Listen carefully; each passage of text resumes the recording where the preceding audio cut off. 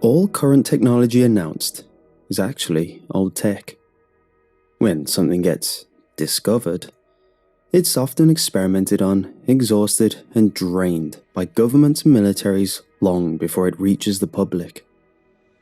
This isn't some conspiracy, it's fact. I know this because I'm one of the people tasked with development on things that are beyond what's currently public. My team and I were sent to a small country in Africa. It was a small state that was not on any public map.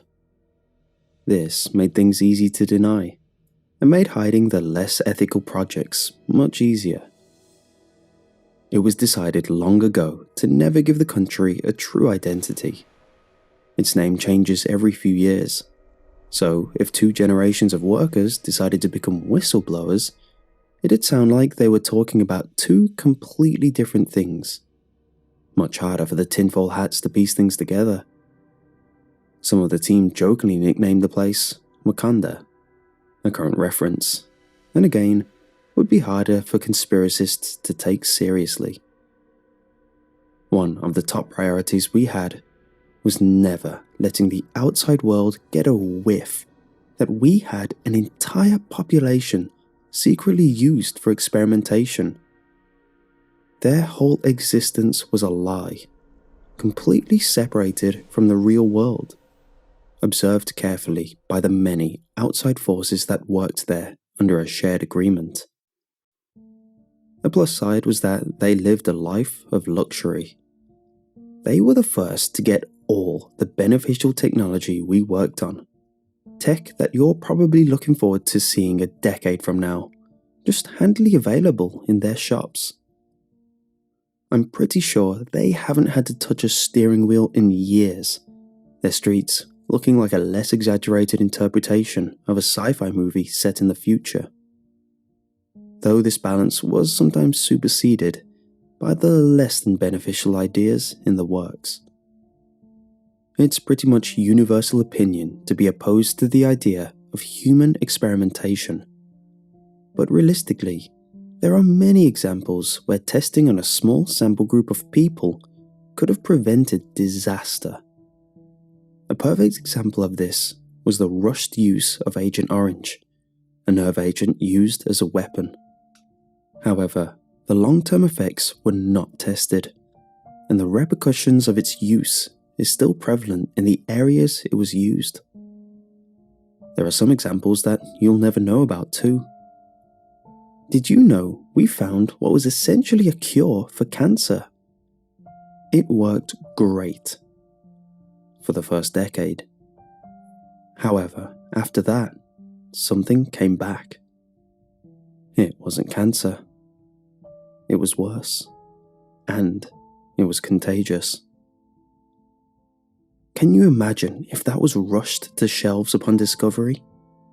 We calculated 1/5 of the population would have remained, namely nomad tribes far away from civilization. The experiment I helped lead had an ambitious goal. The idea conceived was to genetically enhance individuals for the benefit of society. The perfect genetics we found for imbuing the volunteer was that of an ant. With an ant's bolstered strength, enhanced constitution, and abnormal stamina, they would be the perfect workers. Manual labor injury and fatality rates would drop to nearly 0, plus the added healing factor would make the few injuries negligible. It wouldn't just be for work either. Their quality of life would improve drastically as well. Extended life, the energy to enjoy life, a massive reduction in genetic diseases like dementia and such. You just be yourself, but better. No matter what, the procedure would always physically change their appearance somewhat. The hybrids would develop small points behind the skin on their forehead, their bodies trying to replicate antennas. Their back and upper torso would swell, their frame accommodating their extra functions and strength. They also grew smaller bumps around their ribs, their bodies attempting to grow additional limbs. The biggest indicator of a hybrid is their skin, which would tint slightly with a dark purple hue.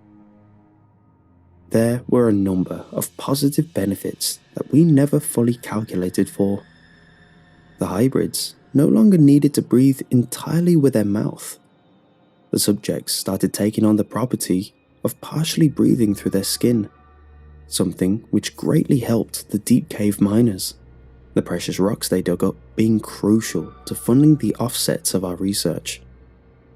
Our rocketing profits was an indicator of the continued success of the program. Minus the unwanted extras, for the most part, it was a success. However, it didn't take long to find a few bugs in the program. Something we didn't initially account for was the aggression. This, plus their amplified strength, caused a few caved-in skulls at a bar and a warpath that was only stopped by some heavy firepower. This wasn't an isolated incident. Despite the many setbacks, we were proud that, underneath it all, our subjects retained their humanity and memories. Our goal was to upgrade the human race, and it looked like it was becoming realized as a success in our eyes. With each praise of success that spread across the city, the more volunteers we received. We had it to the point where we were performing the procedure on a large test group every day, confident in the safety of it all. These volunteers naturally joined our workforce and turned into a small union of hard workers. They didn't mind the labor, as in their enhanced state, what was once a grueling grind was now a brisk task. Imagine getting the wage of a dangerous job like working on an oil rig, when it just felt like you were flipping burgers at McDonald's. The hybrids were laughing down their sleeves to the bank. A small team of hybrids could outperform a legion of an army of ordinary human workers. I was proud. During my stay, I made friends with a local. I snuck him some contraband communication equipment that could only receive and send calls to a device only I owned. Basically, a glorified walkie-talkie. If I were to give a civilian in that country any sort of outside communication, they'd have my head. And that's not a figure of speech. I knew I wouldn't be kept in that city forever, and would be called back home to work more inland. If I was called away, everything here would then fall into confidential territory, and I'd never know how things fared when I'm gone. So I set this up as a way to secretly keep up with my baby project, which I cared so deeply about. Sadly, that time came sooner than I'd thought. One of the hybrid workers was hanging out in a small town on the outskirts of the closed-off country, which sometimes hosted some of the surrounding tribes that didn't adhere to any of the societies. They thought they were free. However, they were really just another harbor demographic for experimentation. Like before, a bar brawl broke out.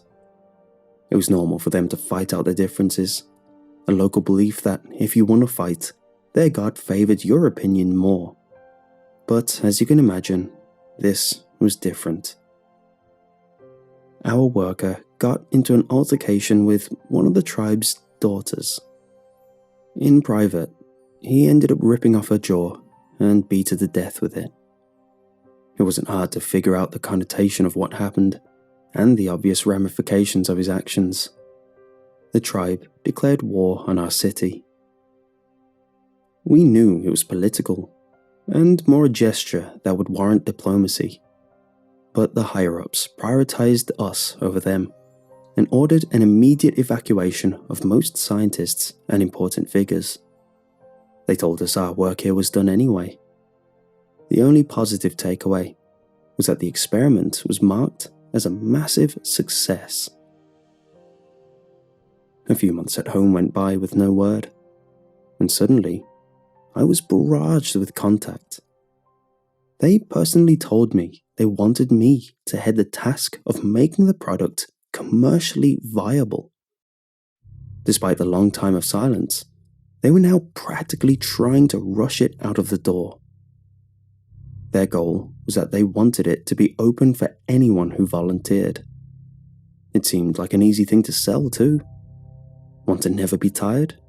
Want to always be in shape without having to slave away at a gym? Want to be the safest you can possibly be in your own skin? The marketing team was having a field day at how easy this was going to be to sell. I was obviously excited. My hard work, years of study, years of working within this organization from the bottom up, years of working hard to get them to trust me, years of my life dedicated to wanting to help humanity was finally going to pay off. People dreamed that humans' next steps were in the stars, but I was going to show everyone it was within us the whole time. Work was hard. I helped tweak the formula for mass production. I even secretly cranked down the potency somewhat to hopefully alleviate any type of enhanced aggression. We were already on the testing process when I started feeling nostalgic about my first run in Africa. Upon contact, rather than the warm welcome I expected, I was instead met with a frantic rambling. He sounded like he was still moving and was trying his best to be as quiet as possible, but he managed to get enough out to explain what happened. It turns out, after we left, they carried on testing effects I never accounted for. The hive mind.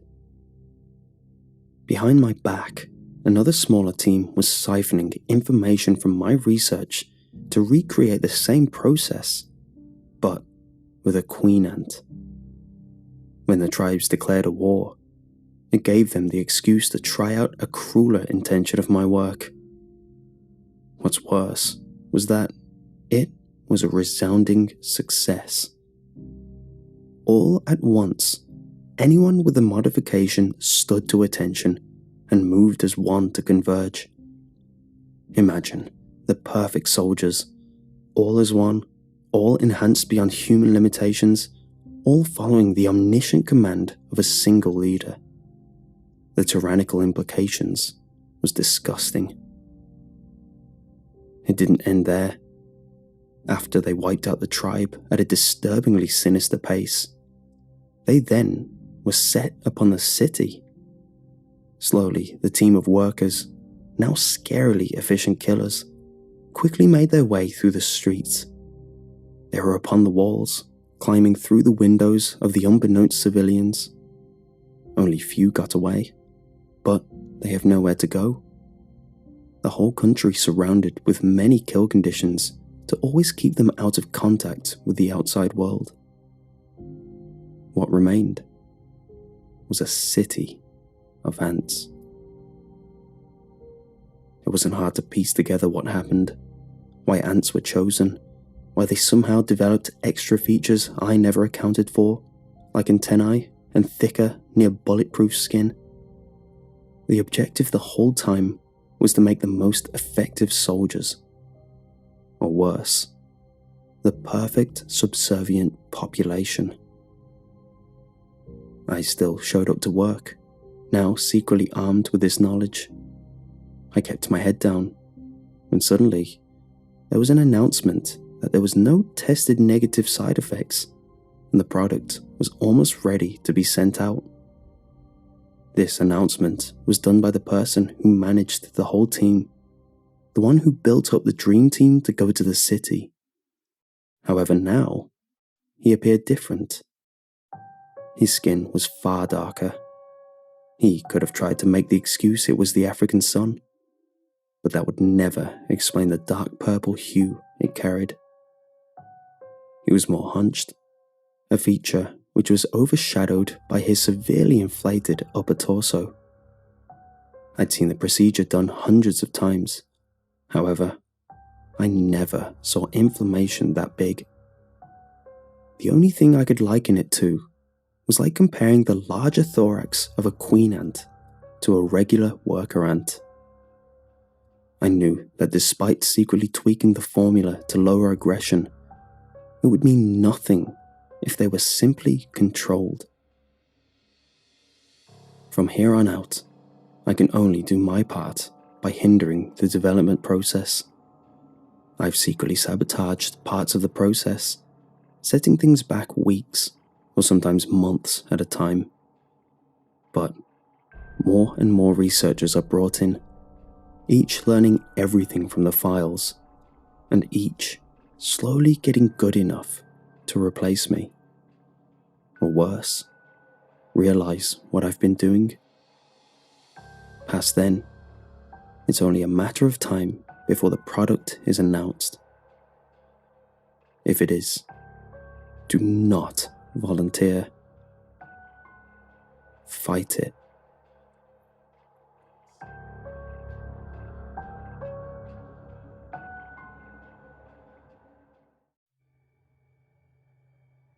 The world we live in is full of things we don't understand. Being the curious humans that we are, we naturally try and seek these things out. Doing so has led to remarkable discoveries and inventions that we never could have imagined 100 years ago.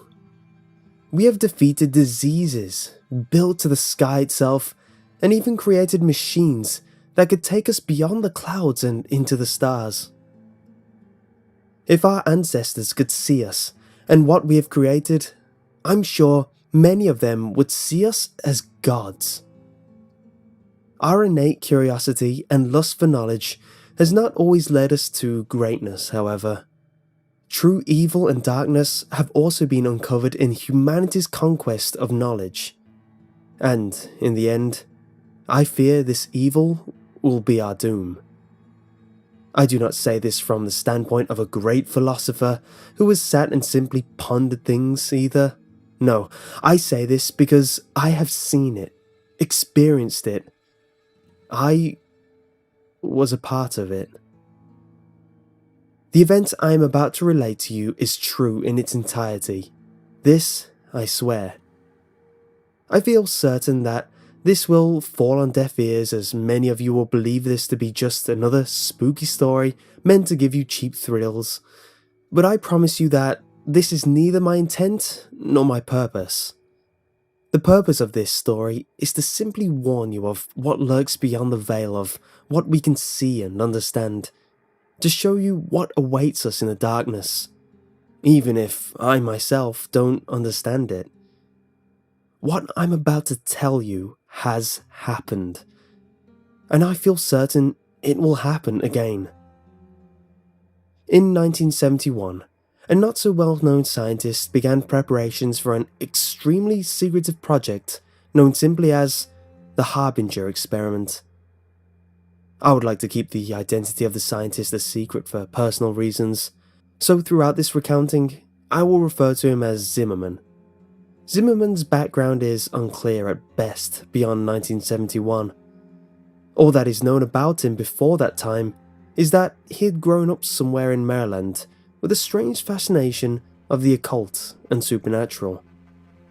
This later made him an outcast among his fellow scientists due to how scoffed upon the metaphysical was, and still is at the time. Zimmerman's opinions concerning the otherworldly were not the sole cause of him being an outcast, though. It was his methods that made him widely unaccepted among his peers.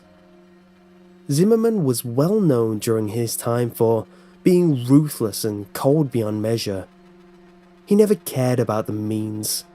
All that mattered to him was results, and if he predicted the results to be valuable enough, anything would be worth obtaining them. It was this insatiable and brutal lust for the truth that made him feared among those that knew of him, and the few that knew of him and did not fear him believed in him and followed him and his work very closely. The word Harbinger itself has such a mystery and intimidating taste to it. Maybe it's the way it rolls off our tongues, or maybe it's simply due to its association with the project. But the word always seems to carry a certain amount of doom with it, which would make sense. The word itself means to warn or forebode. I can't imagine Zimmerman's reason for giving the experiment this title, but in retrospect, it fits perfectly. Zimmerman came to a select few, me being one of them. He told us he was working on something big, and that he needed people who could keep confidentiality and not spread idle gossip of his work. While he did not fully trust some of us, he did know that we were professionals and that for some reason or another, we were all in dire need of employment. I had worked at the local clinic as a doctor, but I was caught stealing medication and was promptly fired. This left a very dark mark on my resume, so work was hard to find. I was also a native to Alaska and lived near where the experiment would take place, so I guess you could say I was a convenient choice. As you can imagine, I jumped at the opportunity. It was hard not to when I saw the payout. 15 of us were hired in total. Some were colleagues of his that had been working with him for a while, some were maintenance workers, and a few were hired as private security.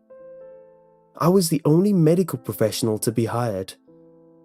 It is still a wonder to me how he even attained the funds necessary for the experiment. I would not be wholly surprised if his financing was not entirely legal. But legal or not, I needed the money, and he was paying. Looking back, it's a decision I have come to regret. After Zimmerman obtained his money, he used it to buy a relatively large plot of land deep in the frozen wilderness of Alaska. And upon that piece of land, Zimmerman built a concrete structure, not dissimilar to a bunker in fact. The sole difference being that its goal was to keep any potential damage contained within the structure, rather than keeping it out, as he put it. Most of the structure dug underneath the earth, which had the effect of making the underground complex seem so much smaller than it really was from the outside, as would be expected. There was only one way of entering and leaving the underground structure, and it was via a ladder that led from a small, unassuming concrete building on the surface, which I will refer to from now on as the entrance building for convenience, to the network below. After everyone had gone to bed at night, the hatch that contained the ladder would be sealed off with a very large and thick metal lid. Zimmerman was very strict about this. Located not too far away from the entrance building was a series of wooden cabins that would serve as the sleeping quarters for the staff Zimmerman had hired. Compared to the entrance building standing on the surface, the underground system was massive. At the center of the complex was the control room. This is where the facility's electronics and such were linked to. This included security cameras, lights, and door controls. Consoles, monitors, and computers lined the walls of this large, central chamber. This is also where the ladder in the entrance building connected to in the underground complex. Connected to the control room were 3 doors. One that led to a smaller room that served as the infirmary, another led to a break room, and the last door led into the hallways. The hallways are where the complex began to feel extremely eerie. They were, for some reason, laid out in an extremely confusing scheme that led in circles and to complete dead ends. These hallways made up a vast majority of the complex, and it would be very easy to get lost in the maze if you were unfamiliar with the complex. But if you knew where you were going, you would find yourself standing before one of 3 8-by-8-foot rooms before long. Each room had a camera hooked up to one of the corners of the room, and all 3 of those cameras were connected to a corresponding monitor in the control room. Cameras were also scattered throughout the hallways so that whoever was watching their corresponding monitor could see anywhere they wanted to, when they wanted to. Thick metal doors stood at the entrance to each of the 3 8x8-foot rooms, and in order to open them, you would have to enter a 4-digit code into a panel located near the door. I remember when I first arrived at the complex, how badly the hallways frightened me. I have always been claustrophobic, you see, and those hallways were so very narrow. The noise, or more accurately, the lack of noise, was also a tremendous source of fear for me in those bleak, narrow hallways. It was always so unnaturally silent, as if the entire world had stopped moving. It really made you feel you were trapped down there. Thankfully though, I only rarely ventured into those hallways, for I was the only medical professional in the facility and I had virtually no reason to go into them. In the beginning, I found it so peculiar that Zimmerman would ask for a medical professional like me on a project like this, but by the time it was all over, I understood why. The official purpose of the Harbinger experiment was to test and observe the effects of extended isolation on the human mind. This is what was listed on the reports being sent out, at least. But unbeknownst to all those who were not participating in the project, excluding the subjects, the true purpose was much darker. Like I said before, Zimmerman had always had an obsession with the occult and supernatural. He sought to prove himself to those who did not believe in him. He wanted physical proof that the supernatural was a real phenomenon, and he wanted to be the first one to attain said proof. The true purpose of the Harbinger experiment was to find proof of the metaphysical, a world we could not see. The thought of doing this was naturally a tad bit daunting and even scary, but it was Zimmerman's method of doing so that was truly terrifying. Zimmerman believed that he would be able to open a portal between worlds momentarily, allowing 3 random entities to cross over to our world, and each one of these beings would be trapped within one of the 3 rooms. Zimmerman had the theory that any entity would try and latch onto the nearest living thing that had the capacity for it. He wanted to use this technique to trap a spirit in a physical form by allowing it to enter a living being that had been injected with the compound mixture of Zimmerman's creation. In theory, this compound would keep the entity from simply leaving whatever it was attached to. The only way that it would be able to leave a host who had been injected with the compound was through death. According to Zimmerman, the host would have to be something living, with a will strong enough to survive the possession. And there is only one known species that possesses the amount of will required for this: humans. Zimmerman had also done something to ensure that the entities would only enter the 3 rooms, and there would only be one entity in each room, though I cannot say I know what exactly he did. In fact, I know next to nothing when it comes to how Zimmerman managed to do what he did. He liked to keep his methodology a secret to most of his trusted colleagues, most likely due to his paranoia that someone would steal his ideas and take credit for the success of said ideas. If I had known that this was the true purpose before I signed up, I may have reconsidered. But Zimmerman decided not to tell us until we were all gathered at his fortress. Even if any of us wanted to leave, I doubt we would have been allowed to do so. The security team Zimmerman had hired was loyal to him, and the payout? It is not likely that Zimmerman had given them the order to not allow anyone to leave. There were 3 different subjects included in the experiment. All were native to Alaska, and each one was lured into the project under the belief that they would be participating in a harmless study on the effect of isolation on the human mind, as I mentioned before. Which is why none of the subjects objected when they realized that they would be confined to one of the 3 rooms that I had mentioned earlier. The first subject was a young man. He was apparently out of work and desperately needed the money that had been offered for participating in the study. The second was a woman. By looking at her, I could tell she was an addict of some sort. The third and final subject was an older man, a drifter if I had to guess. One thing that they all had in common was that none of them had any family or friends left. In short, no one would miss them, which is why they were chosen for the project. I'm sorry, I wish I could supply more information about the subjects, but all of this has been drawn from memory and I was given little information on the three to begin with. The experiment did not officially begin until 1987, 16 years after its original announcement. I was eager to begin, so I packed up and headed out to the complex as soon as I could.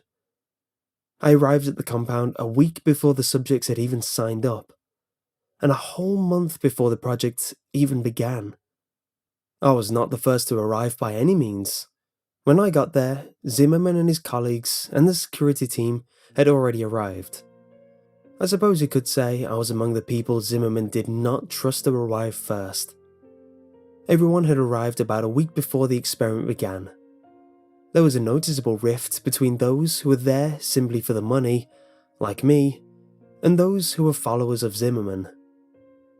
On October 15th, 1987, all the preparations were in place. The subjects had been sealed in their rooms. The cameras, lights, and speakers were fully operational, and all the staff members had settled in. The time had come for the experiment to officially begin. Zimmerman asked everyone to report to the control room around 9 p.m. to witness the beginning of the experiment. He wanted everyone to be present when he proved that all his theories had been correct and that he was not just a madman. He wanted us all to see the fruits of his labor.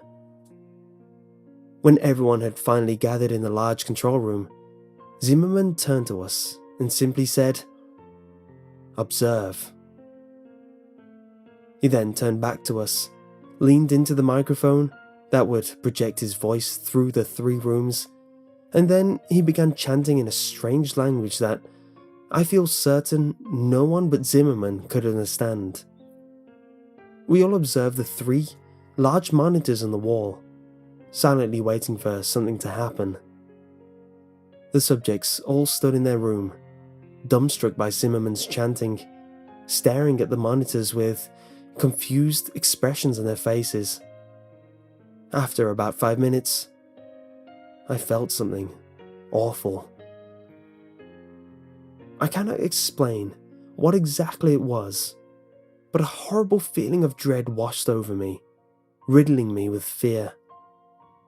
It was then that the ground actually began to shake, subtly, and the lights began to flicker. Zimmerman continued chanting into the microphone as if nothing was off or wrong while the subjects began dashing around their rooms, screaming for help. Then, suddenly, the ground stopped shaking and the monitor's image turned to static. The air began to become very heavy as we all stared at the monitors, waiting for them to regain their image and show us what was happening or had happened in those 3 rooms. For a while, all was silent, but then there was screaming. The screams of a woman going through unbearable pain and terror began to echo through the compound. The similar screams of men began to coincide with the woman's terrified screams, and together they mixed into an awful symphony of pain and fear that beat mercilessly into our ears. Those of us who were here for the money began to give each other scared looks, while those loyal to Zimmerman seemed completely unfazed. We wanted to leave and never come back to this awful place, but we all knew deep down that Zimmerman would never allow it to happen. We were here for the long haul, and there was no escape. It was 10:13 p.m. when the screaming finally stopped. The monitors had yet to reveal to us what had occurred in those 3 rooms. As soon as the screaming ended, Zimmerman stood and dismissed us all for the night, adding that we were all forbidden to come back into the compound until 10 AM tomorrow morning. Not like any of us wanted to. We all solemnly made our way out of the compound and towards the cabins and settled in for the night. I feel it is safe to say that not all of us slept well that night, and I was not one of them. The following morning, all of the staff had arrived at the entrance building. We all stood inside and exchanged tired or nervous looks as we waited for Zimmerman to arrive and open the hatch that concealed the ladder. I could see palpable fear in the eyes of some of us, while others did not seem to have been even remotely affected by what happened last night. Zimmerman showed up 5 minutes after 10, apologizing for his tardiness as he came through the door of the entrance building. He opened the hatch and, without any hesitation, began descending the ladder downwards into the black abyss. He almost seemed enthusiastic. I was the first to follow behind Zimmerman's dark descent into the facility. It seemed that the farther I climbed down, the more the darkness closed in on me, as if it was trying to swallow me whole. And, as I climbed deeper, I couldn't help but feel that this place was different somehow. While before there was only the unsettling concrete hallways and rooms, now there was something else. Something made the eeriness feel so real and personified. I felt like a horrible and gruesome scene awaited us down there. But I continued climbing downward, despite my fear and my hesitation. This was no longer just a spooky bunker. There was a darkness and malevolence in the air. A true evil now lived here, and I could feel it. We all could. I finally felt my foot touch the ground and let out a silent sigh of relief to be on solid ground. Almost as if on cue, the light bulbs came alive, dousing the room in their warm and welcoming light.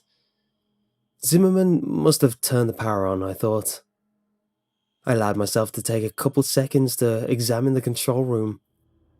It was exactly as we had left it last night, for which I gave a silent and thankful prayer. It was almost as if nothing unusual had ever happened.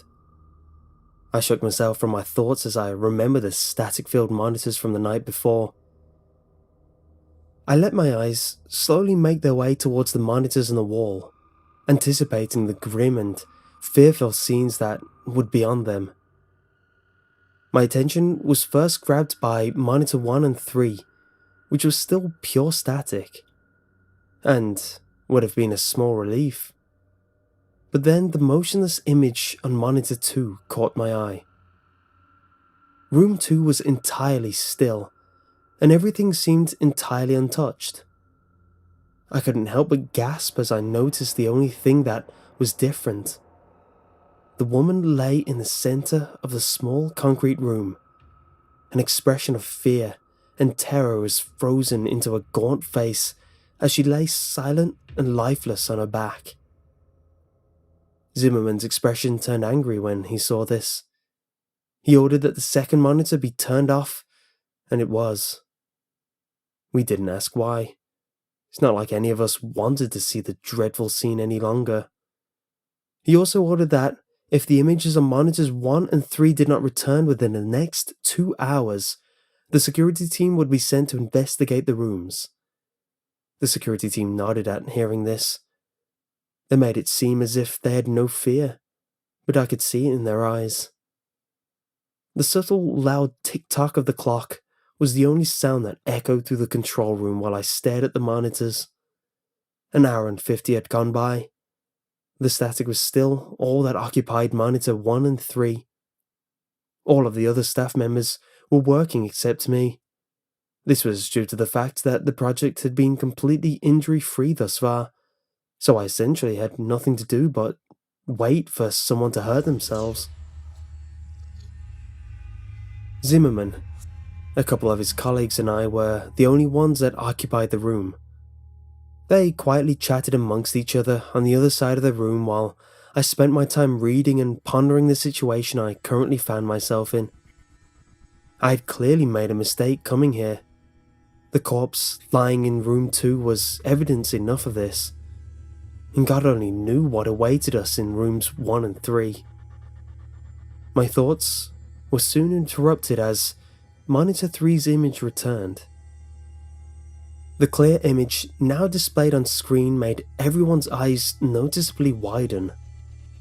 What was displayed on the monitor was horrifying. A humanoid thing stood in the center of the room, staring directly at the camera, unmoving. It was wearing the jumpsuit that Subject 3 had been issued, but this clearly was not the same man that had entered the room. What caught my attention first was its eyes. They were solid black and twice the size of normal human eyes. They seemed so endless and so cold. Its head had also grown with its eyes in such a symmetrical and unsettling manner. The being had also shed all of the hair it once had, and even from the monitor, I could see how unnaturally smooth and clear its skin was. It had also seemingly grown in height and stature, which could be seen in the fact that the jumpsuit was now obviously far too small for its wearer. Its limbs had grown especially long. Its arms hung almost as low as the creature's knees. What we were looking at was in no way the same man we had sent inside. Fear was all I felt as I continued to stare into the monitor at the thing in the room, and my fear seemed to be shared by those around me, which made me feel kind of good. It may sound awful, but it was a bit satisfying to see that Zimmerman and his colleagues could feel fear too. But at the same time, it was worrying because this showed that this was not part of Zimmerman's plan. Something had gone wrong. We all stared into the monitor at the thing despite our fear. It was almost as if we were in a trance. My already present fear began to grow and spread rapidly through my body as I became lost in the creature's eyes, trapped in its terrifying, hypnotic gaze. After what felt like forever, I managed to break eye contact with the creature and divert my attention from the monitor.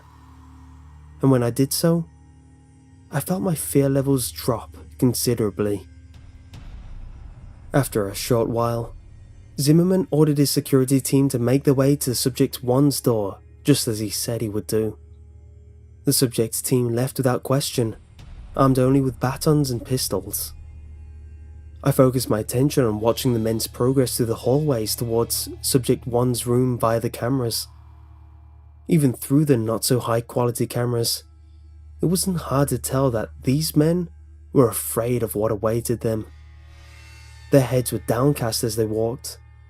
They did not possess the same confidence within them that they did when this project began. They looked like scared boys being sent off to a terrible war.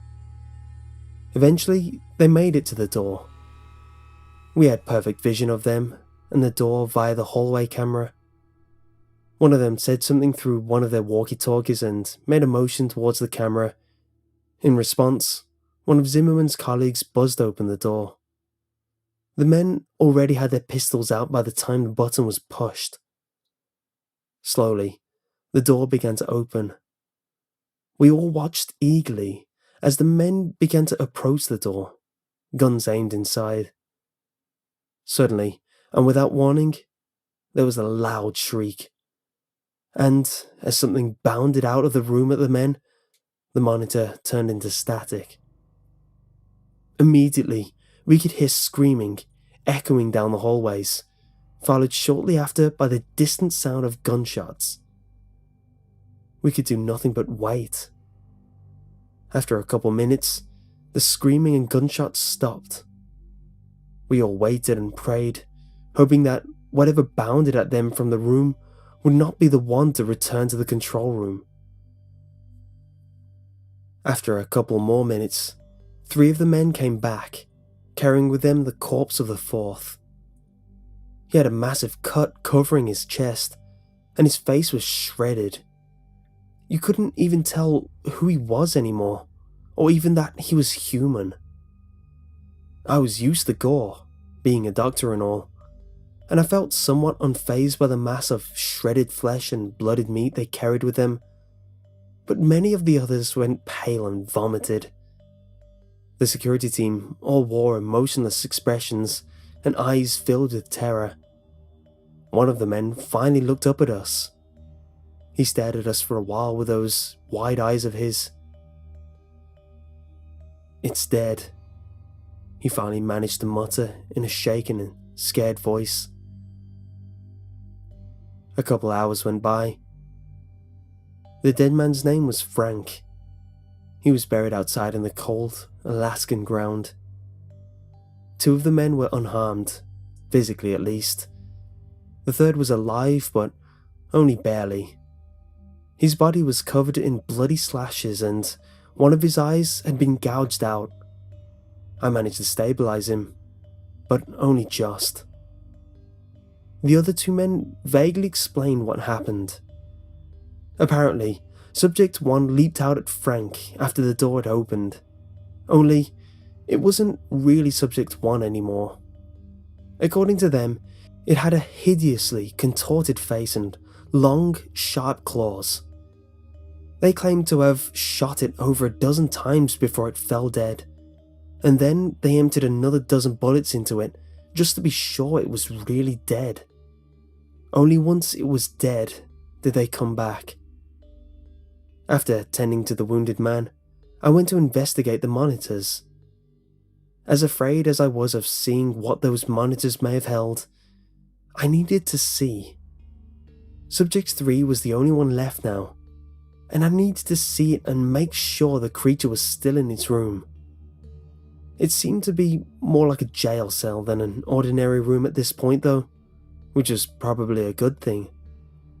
The cameras displaying Subject 1's room and the hallway outside it displayed a static-filled screen.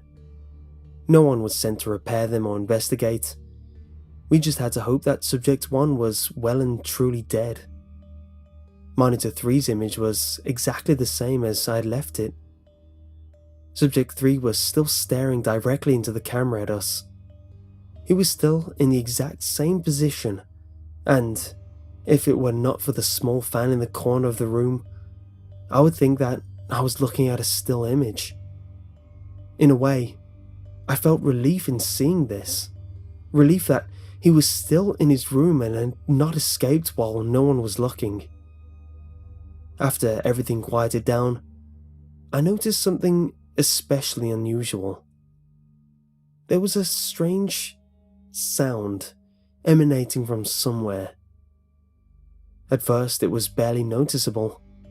The only reason I heard it was because of how extremely quiet it was in the infirmary. But as time went by, it slowly began to increase in volume. After about an hour, it was loud enough that everyone else could hear it too. And after a couple more hours, its volume had increased so much that we could determine what the noise was. It was a song.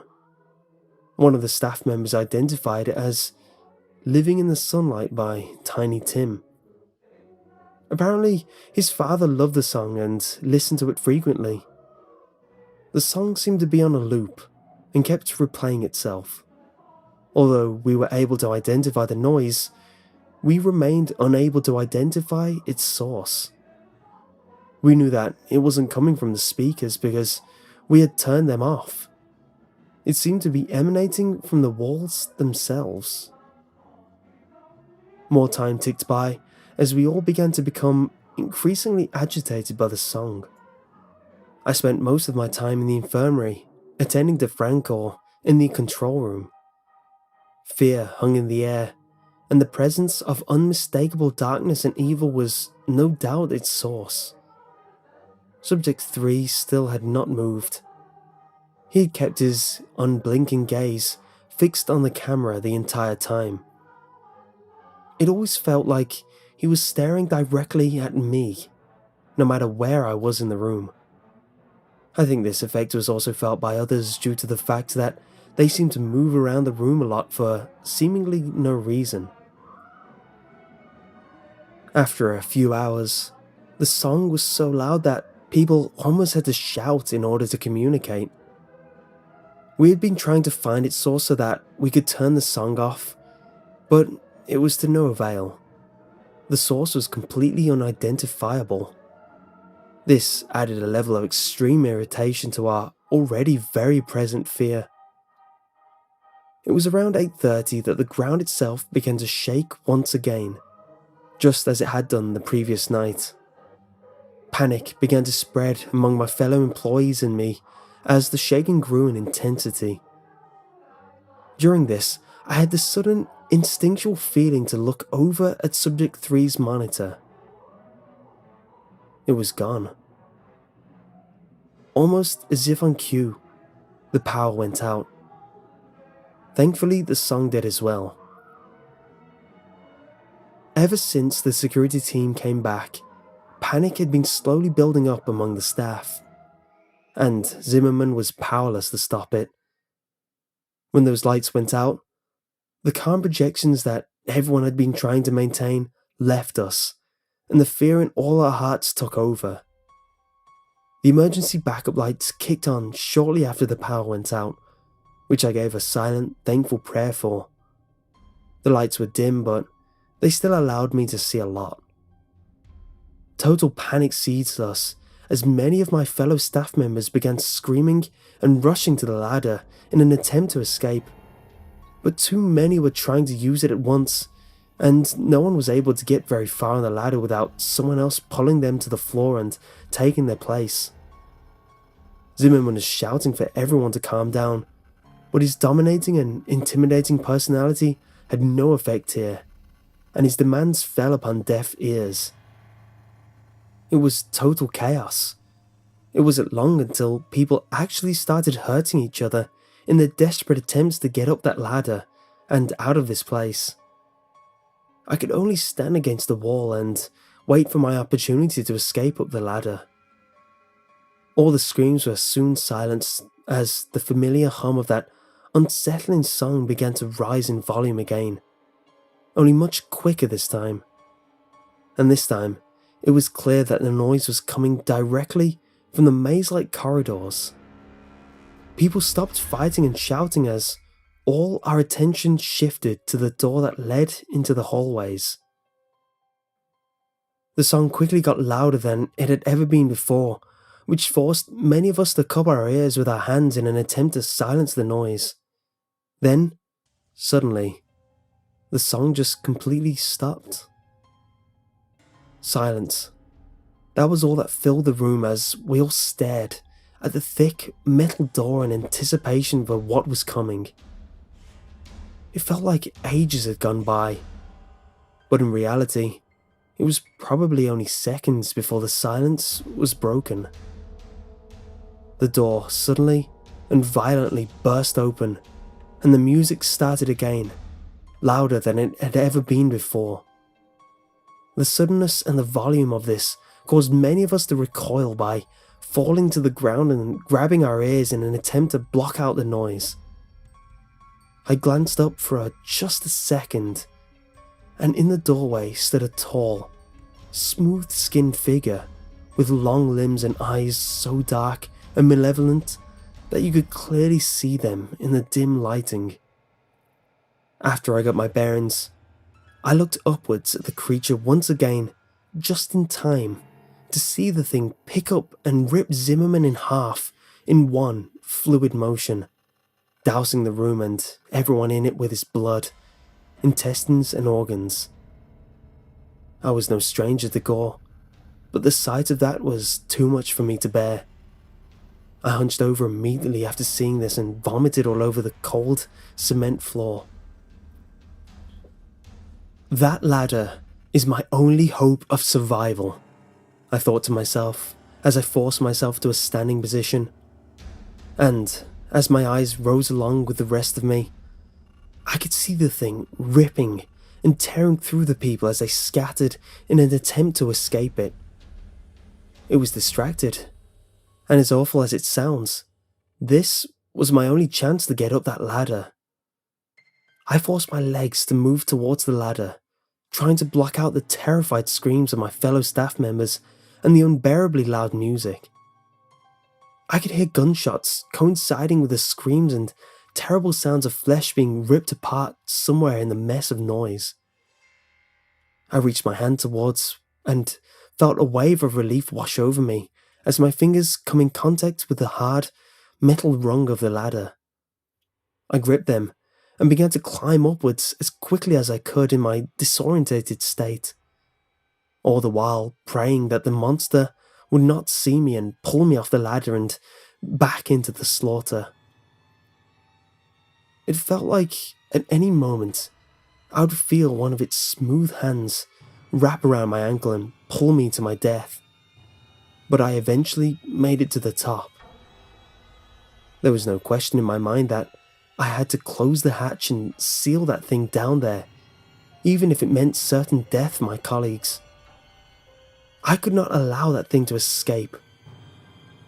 I gripped the thick, metal lid and began to push with all my might in an attempt to seal the underground complex off.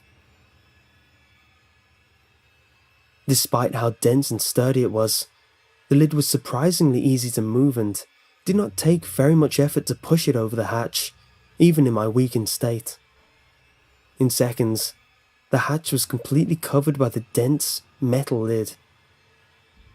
I collapsed to my side and began to vomit some more as exhaustion took over me.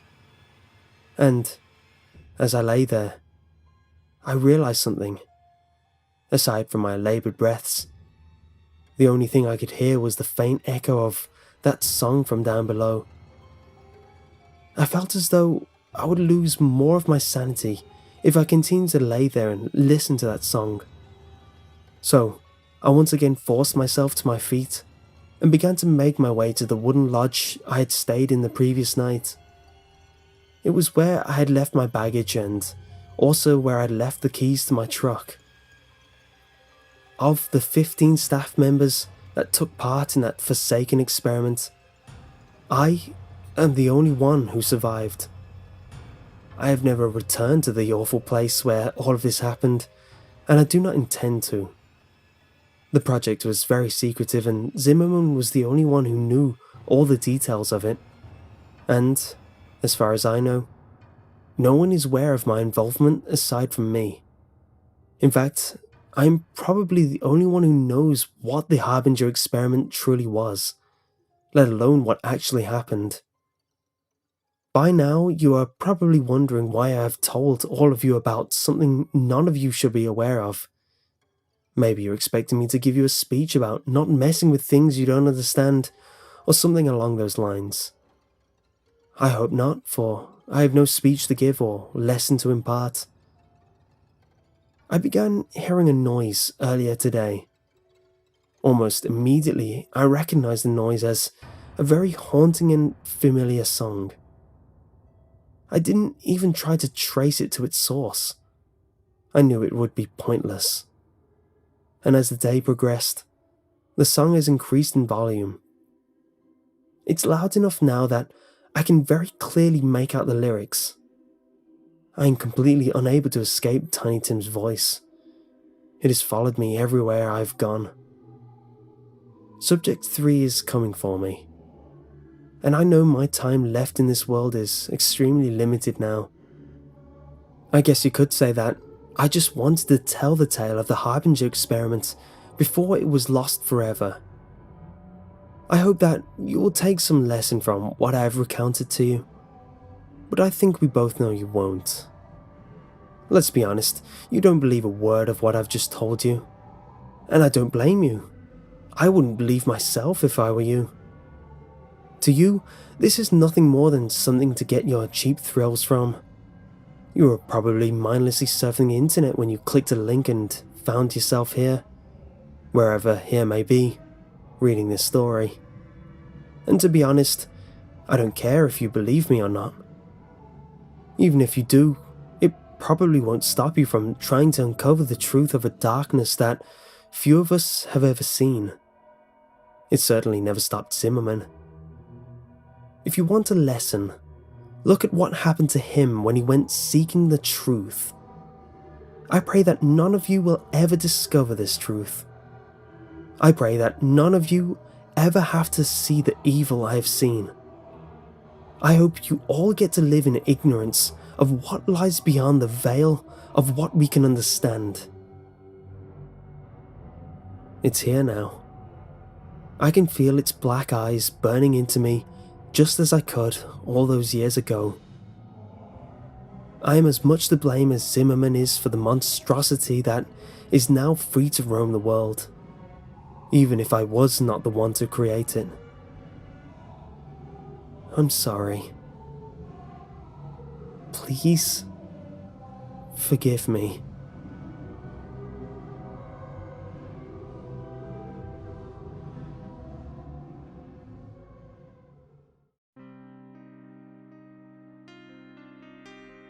You may have heard of the Farnsworth experiments. My dad was one of the scientists involved. He rarely talked about it, and when he did, he always said the rumours were overplayed. The team tried and failed. Nothing more to it. He seemed to get annoyed at me asking him about it. When I kept it up, he eventually told me a brief account of what happened. It was in the mid-80s, and he was living in Albany, New York, pursuing his PhD. This was a year or two after I was born. He began work on a government-funded research project. The experiments were to be done under absolute secrecy. The goal was to test a 15-year-old hypothesis that previous to this point seemed untestable. If it were true, then time travel was possible. They spent nearly a year working on the project, known only by its codename, Farnsworth. They tried and tried, but found nothing. Then, the project ended. There were no deaths or disappearances. There were no strange events around the region. The reason the government denied the project's existence was purely embarrassment over funding something that, in hindsight, seemed so ridiculous. It felt good to know the truth. Whenever I heard someone retelling the story, I wished I could tell the real version. But I promised Dad that I wouldn't, for the sake of his career. For the next few years, I didn't really think about it. It was one little story, among many, sitting in the back of my mind. I went off to college, lived life, and never gave it a second thought. A few months after I graduated, I drove up to Boston for Thanksgiving of '06. Dad still lived in the same house that we lived in since I was maybe 10. Thanksgiving this year was smaller than the years before. It was just me, Dad, my older sister Kate. It was a normal Thanksgiving meal.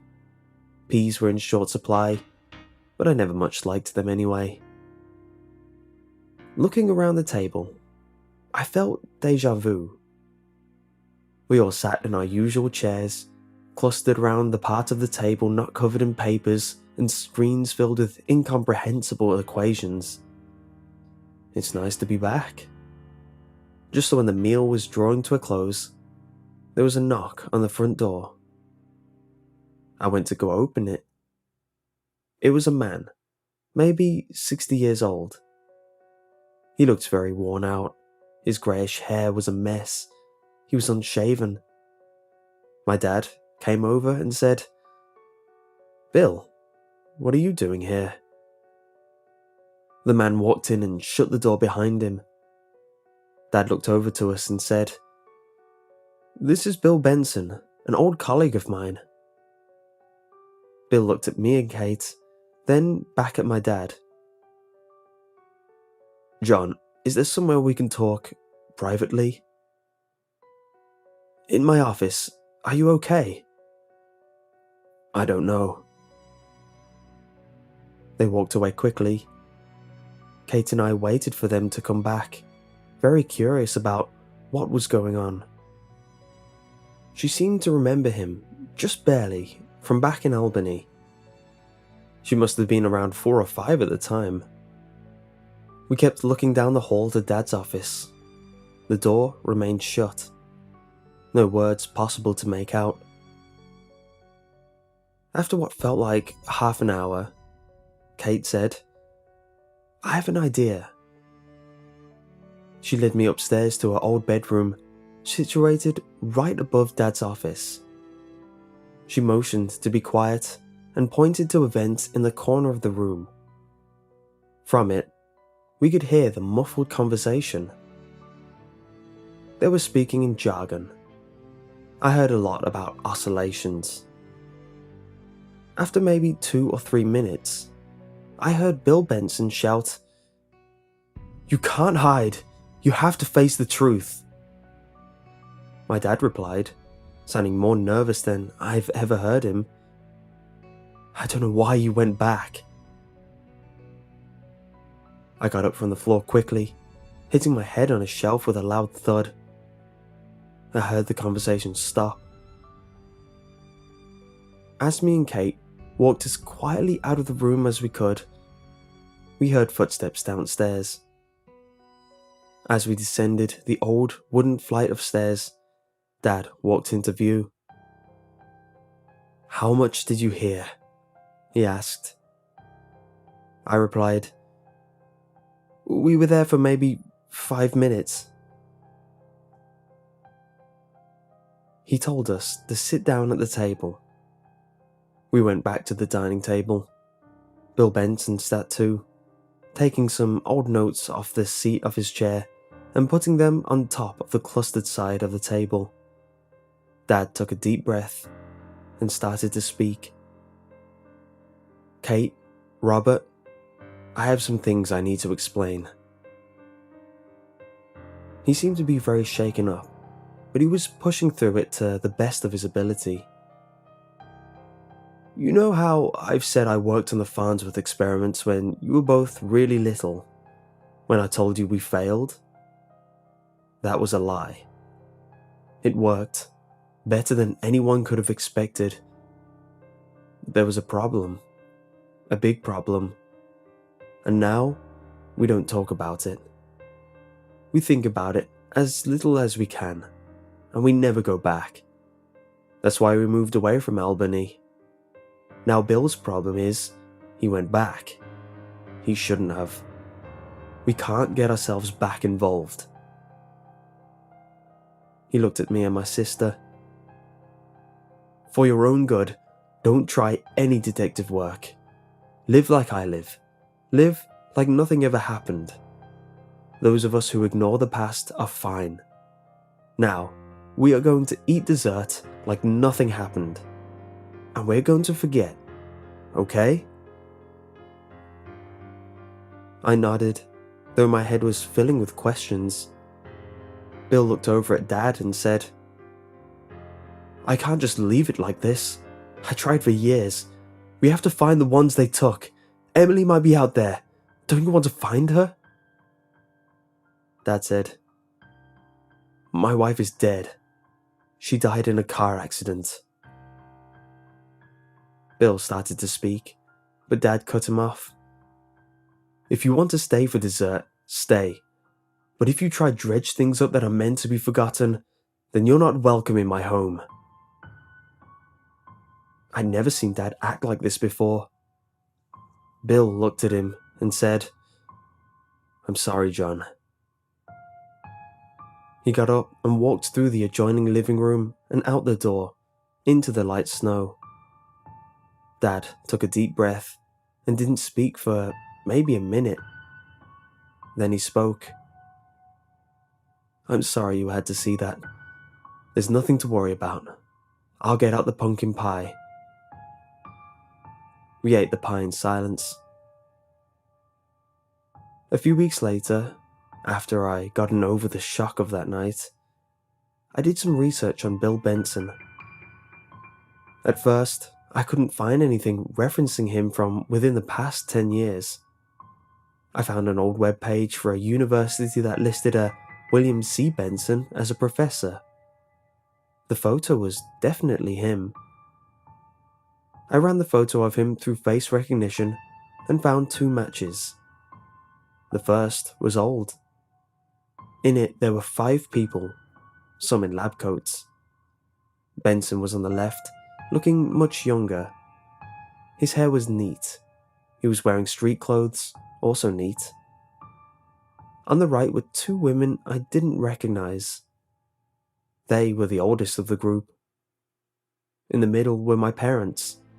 Dad, who looked nearly the same as after all those years, and Mom, who I only remember from pictures. Above them was a banner saying, "Happy New Year 85. The photo was taken a few months after I was born.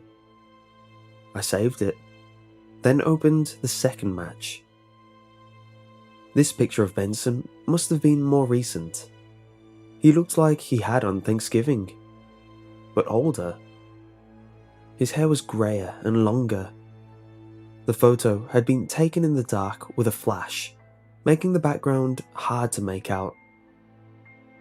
The thing that struck me most about that picture was the look of absolute terror on his face. I closed the photo quickly. I saved it too. I then noticed that they came from the same source. It was a blog with the 2 photos as the only posts. There were no dates posted on the posts. Whoever made the blog must have disabled them from showing. As the weeks and months went by, I tried to forget all that had happened. Whenever I think about it, I found myself filled with an equal mix of fear and curiosity. Forgetting over time became easier. I got a job in Tampa, Florida. I was in and out of 2 relationships.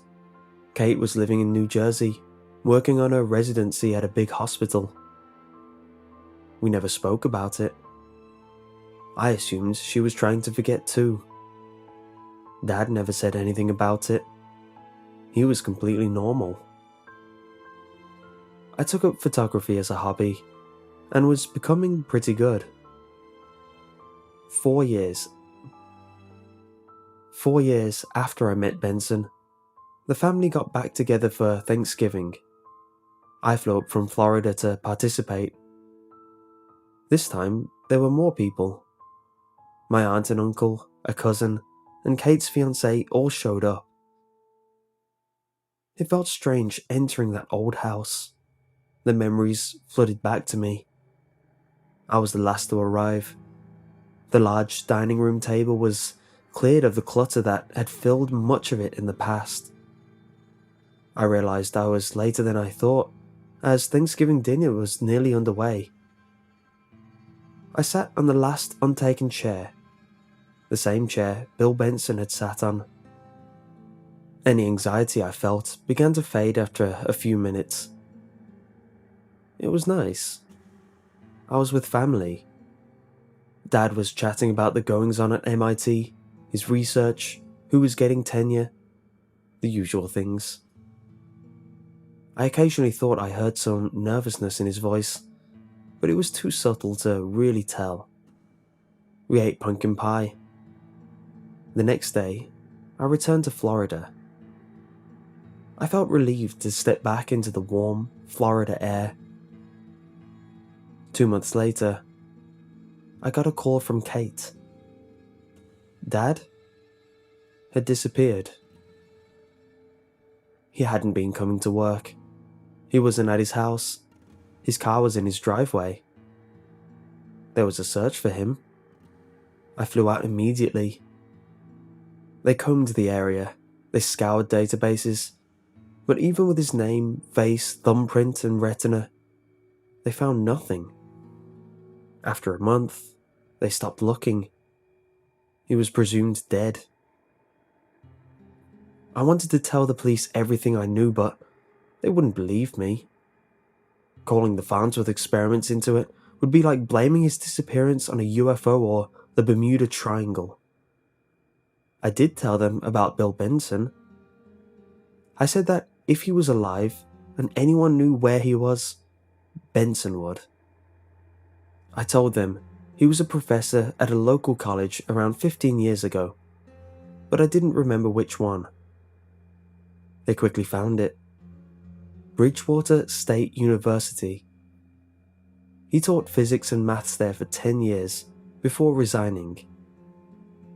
It was clear he hadn't had any professorships after that. He'd completely dropped off everyone's radar. The one piece of information they could find about him was an apartment he had rented 5 years ago. It was in Albany, New York. They couldn't get other information. To them, Bill Benson was a dead end. I knew Dad was alive. He must have decided to go back, just like Bill. I had to find my dad and try pull him out of whatever he was putting himself into. On February 16th, I decided to find Benson myself. In early morning, I packed up my luggage and checked out of my Boston hotel. I scraped the ice off my windshield of my rental car and set off towards Albany. I didn't tell anyone where I was going. The drive was a little under 3 hours. When I got there, I checked into another hotel. Used a fake name. I don't know why I did it. It just felt like the right thing to do. Later, I made my way to his old apartment, bringing my camera with me. After a short drive, I found the building. I parked and walked in. I made my way to the main office and walked in. "Can I help you?" said the woman behind the desk. "Yes, can I ask you about a few questions about someone who used to live here?" "Is it about William Benson?" she replied. "Yes, it is." "I told the police everything. I don't know where he went when he moved out. Are you a detective?" "No, I'm John Bowen's son." She nodded and said, "You could talk to his old next-door neighbours. He lived in apartment 108. The people in 107 still live there. I hope they find your father." I thanked her and left. After a quick look around, I realised 100s were in the basement. I walked down a short flight of stairs and into a long hallway. 107 was easy to find. I knocked on the door. The residents were a couple in their early 30s, a man and woman named Kimberly and Al. I talked to them for a few minutes. They saw Benson as a bit of a nut. They barely talked to him besides greetings in the hallway. As I was about to leave, Kimberly seemed to remember something and told me to wait. She ran into the apartment and came out a minute later with a small taped shut cardboard box. "He told us if anyone trustworthy came looking for him, to give them this," she said. I thanked them both and returned to my car, ripping through the taped key. In it was a ridiculously old-looking cell phone, a photograph, and a few pieces of paper. I looked at the photograph first. I knew that photo. It was the New Year's Day photo. The exact same photo I'd seen on the internet 4 years previously. Memories came flooding back. I thought of the day Bill Benson came to Thanksgiving dinner and what he had said. I took a deep breath. I looked at the papers. Sheet after sheet of random notes and equations. I then flipped open the cell phone, turned it on. I opened the list of contacts. Only one was listed. It was a cell phone number under the name Call. I did it. It rang. Once, twice, 3 times. Then, I heard a voice. "Who is this?" said the phone. "It's Robert Bowen," I replied. "Good. Meet me in half an hour at the Washington Park. I'll be by the fountain." The call cut off. I knew it was Bill Benson. I remember his voice clearly. I put the contents of the box in my camera bag and made my way by foot to the park. After a bit of walking, I saw a fountain in the distance. Snow lightly fell. As I got closer to the fountain, I realized it was off, presumably for the winter. I brushed the snow off a bench and sat down waiting. After about 10 minutes, I saw someone walking towards me out of the storm. It was him. Bill Benson sat down. He looked older than when I last saw him. His hair was completely grey. It looked like he hadn't cut it for a while. He finally said, "Someone came." "Have you seen my dad?" I asked. He replied, "No, but I'm trying to find him though." "What happened to him? Where is he?" Bill took a long pause, then said, "I don't want you to get involved. I'm sorry I brought you into this, and I'm sorry I brought your John back into it. He was the only one of us who made a clean break. What happened with the Farnsworth experiments? What is it that everybody has been trying to hide from me for my entire life?"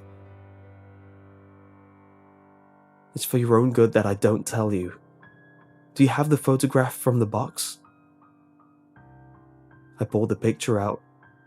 Bill looked at it and pointed to the woman on the far right. "Disappeared, insane, disappeared, disappeared. Oh, and there's me. I'm trying to find these people, not send more off." And with that, he left, running away without another word. I snapped a picture of him as he disappeared over a hill. I looked to the ground and saw his footprints in the snow. I started following them before they were filled in. It felt like I'd been following those footprints for an hour, but they just kept going. Faint, but not quite filled in. I finally stopped to catch my breath. I was thinking Bill Benson must be keeping in great shape. He, in his 60s, was easily outpacing me, a 26-year-old. Then, a more unnerving thought came to mind. Washington Park was less than half a square mile large, but I'd been going straight for what must have been well over a mile. I wasn't going in circles, was I? I also hadn't seen the road in a long time. I began to look around.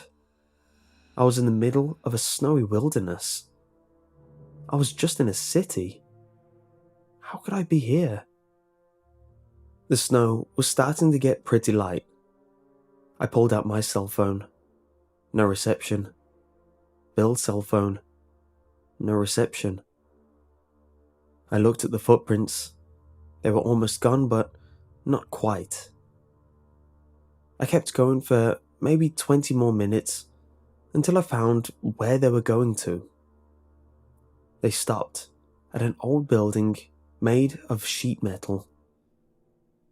It looked to be 2 stories. It had 1 window and 1 door. That building gave me the creeps.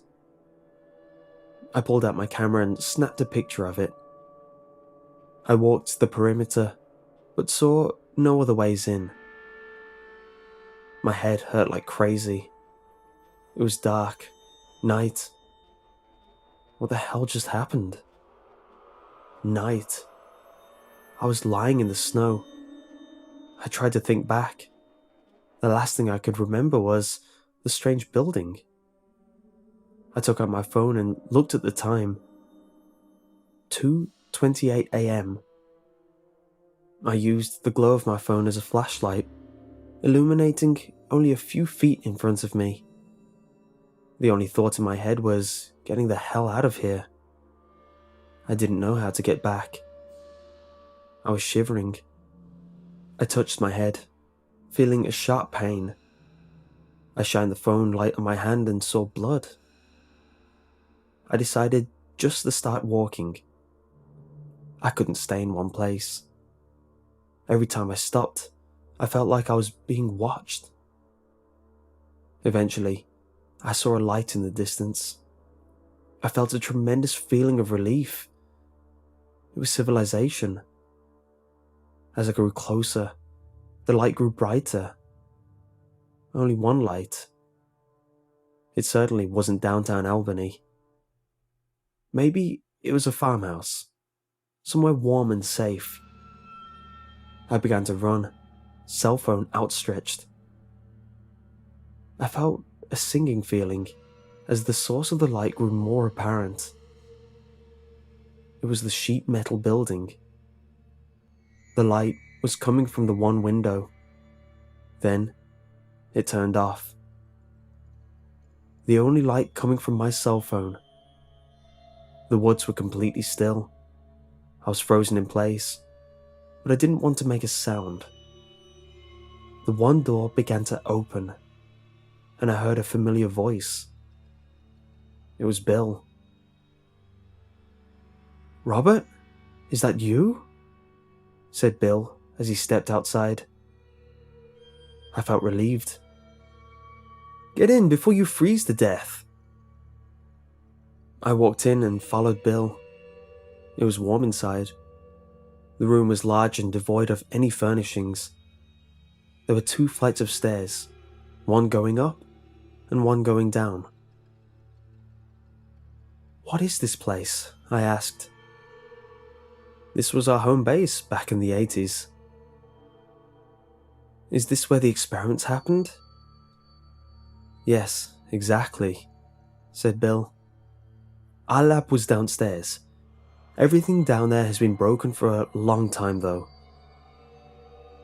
"How did I get here from the middle of the city?" I asked. "It would take me days to explain. Just think of it as a result of the experiments." "Somebody knocked me out? How do you know we're not in danger?"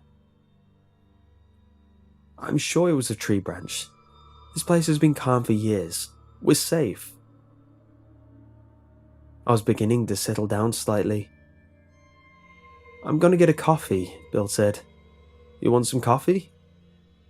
"Yeah, sure," I said. He walked to a flight of stairs that led up. After a minute or two, I walked over to those stairs. I could see Bill boiling water on a wood-burning stove. I walked over to the other staircase. I shined my phone light down the stairs, revealing an old wooden staircase. I flicked a light switch, causing the room to fill with light. It was a laboratory, with many devices I didn't know the purpose of.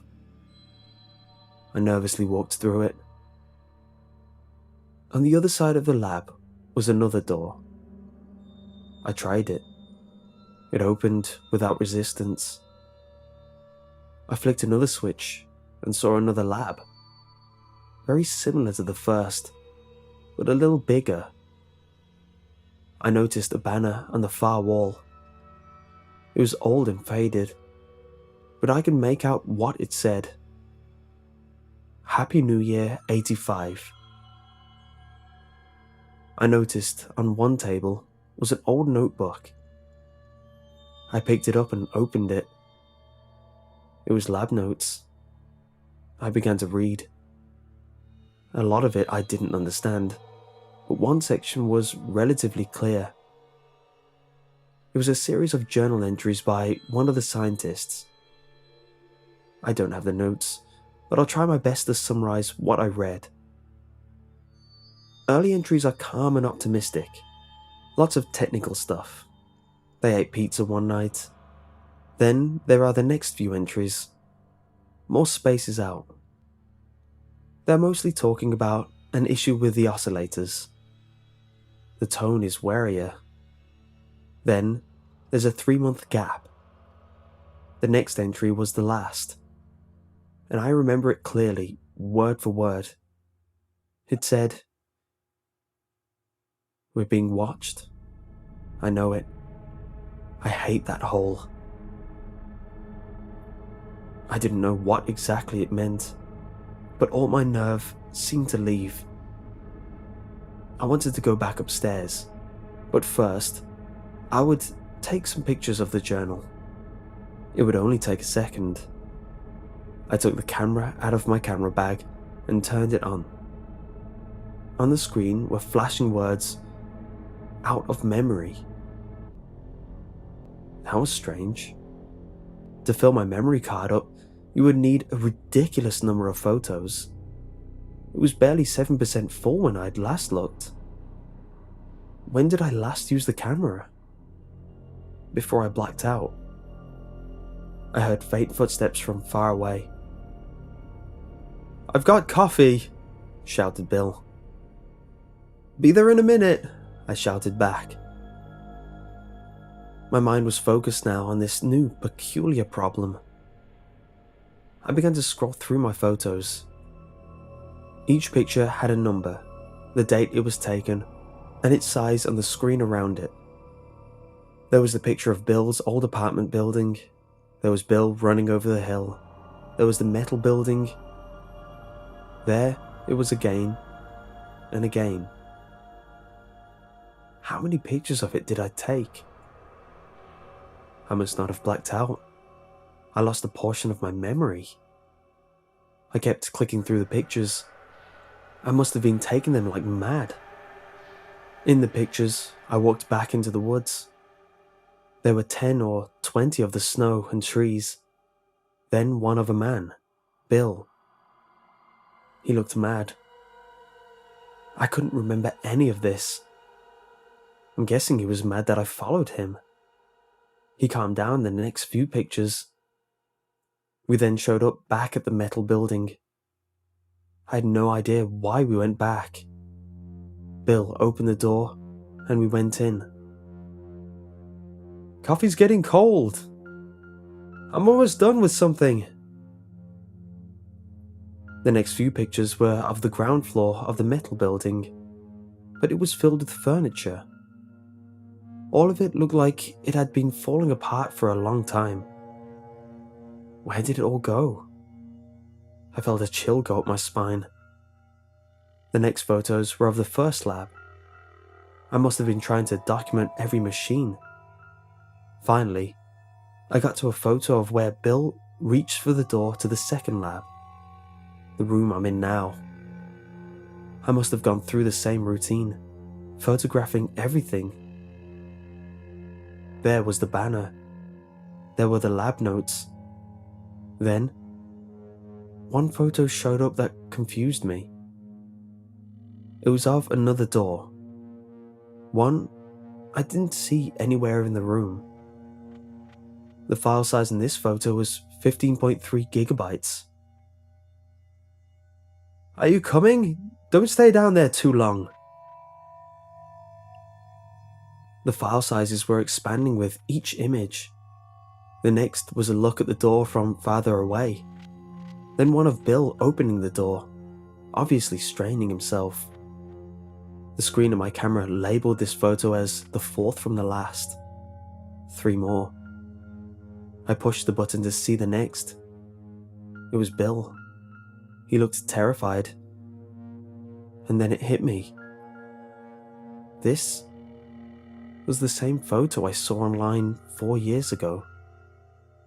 The background was too dark to make out what was in the third room. Whatever it was horrible. I could see it in his eyes. "I'll just bring the coffee down to you then," Bill shouted calmly from 2 rooms away. How could he be so calm after what he saw? How could he say everything was safe?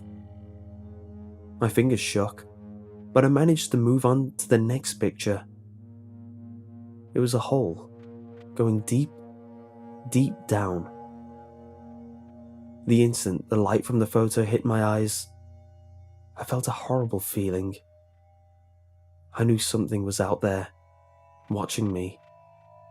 I felt it. I felt watched from every angle. I quickly pushed the button. I couldn't stand looking at that picture for another second. The camera started loading the last picture. What flashed onto the screen shocked me more than anything in my life. Bill's dead body, lying next to the hole. He was covered from head to toe in scratches and wounds. A pool of blood had formed around him, dripping down into the hole. The same expression from the previous photo locked on his pale, dead face. I almost threw up. I pulled the batteries out of the camera. I felt too weak to move. Then, another thought came to mind. If Bill Benson was dead, who was it I had been talking to the last few hours? Who was it whose footsteps were coming from the second lab? I felt the watching return. There was nowhere I could hide. I heard the footsteps grow louder. Bill, whatever thing was impersonating him, was standing in the doorway. I could see through the disguise. The form I once saw as Bill was composed of grey wisps and tendrils, somehow forming one creature. Now, I could see what was watching me. More and more of them became clear. They moved in on me from all directions. They formed themselves into millions of arms, each grabbing me. I struggled with all of my might, but I was helpless. They felt cold and horrible. Then, they started to pull me across the room. I managed to get one glimpse of where they were pulling me. An open door. They were pulling me towards that hole. I struggled as they dragged me through the small doorway, past Bill's body, closer and closer. Then, they stopped. I don't know how long I was held there. All I know is eventually, I passed out from exhaustion. I woke up in a field. I was alive. I still felt watched, but I was alive. Today, I'm back to living my life the best that I can. They spared me. I don't know why. Now I'm under a sort of house arrest, if you will. I'm somewhere where I can't make trouble. I've been here 3 years now. It's now 2016. I have a job, an apartment. They're always there in the corner of my eye, watching me, every day. I haven't told anyone. I don't know why they do different things to different people. Some they watch, some they kill, and to some, they do much worse. I've now concluded that the Farnsworth experiment sought to find a means of time travel by drilling through another reality. But nobody considered what inhabitants it might have. I'll end with a brief statement to the people who were in my old life. My name is Robert Lawrence Bowen. I was born in 2084. I'm 29 years old. Dad, if you're listening to this, take your own advice. Kate, don't come after me. That goes for everyone back in Florida.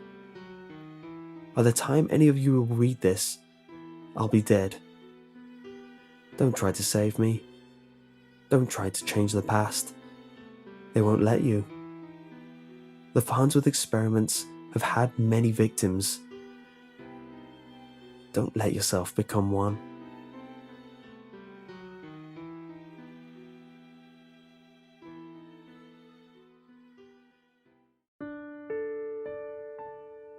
We've probably all experienced it, the mysterious phantom buzz. After reaching into our pockets to see who messaged or texted us, the screen shows no activity. Then we unlock our phones and confirm what we already knew. No one contacted us, and yet we definitely felt the familiar pulsation of a phone notification against our thigh. Some might chalk it up to the very quirky nature of electronic devices. Others may think the phantom vibrations are just due to the overactive imagination of the digital generation. Have you ever wondered what causes it? A research group in the south of England conducted a series of experiments to see if they could figure out what was behind the phenomenon. They examined the many properties of electromagnetic waves, Bluetooth interference, and even the offhand possibility of sunspot activity being the cause. Nothing scientifically obvious could be linked to the familiar, disquieting sensation. They even considered the possibility of it being psychological based, but came up empty-handed. It was deemed to be too widespread to be an imaginary affliction shared by so many. With the volunteers sitting around waiting for it to occur, it tended to render all the research data void. Trying to force these unpredictable experiences to take place on cue was no way to conduct a valid, peer-based study. The subjects were encouraged to be completely honest and objective. They were only to report incidents of real phantom buzz experiences. Reinforcing that maxim would hopefully cut down drastically on the number of false positives. In the specific testing world, there are always a number of volunteers who are so anxious to help that they over-report things, all to have more personal impact on the study. The researchers wanted to ensure there were no rewards or incentives to offer false testimony. Participants received the same stipend whether they reported 15 incidents or none. After running down a long list of potential causes and eliminating all of them, the researchers began to entertain less conventional, highly unorthodox ideas. They recorded the appropriate time and location of each event for cross-examination. Researchers scoured the internet for possible connections but made little headway until a fledgling researcher stumbled upon a very curious coincidence. On a number of the phantom buzz incidents, there was corresponding data in a very unlikely place: the city morgue. Official reports showed the time of death for a number of individuals inside the city limits to be within 2 minutes of the buzz phenomenon. The young researcher didn't know what to do with the information. She wanted to be taken seriously by her superiors, but they had encouraged everyone to share all anomalies, no matter how coincidental.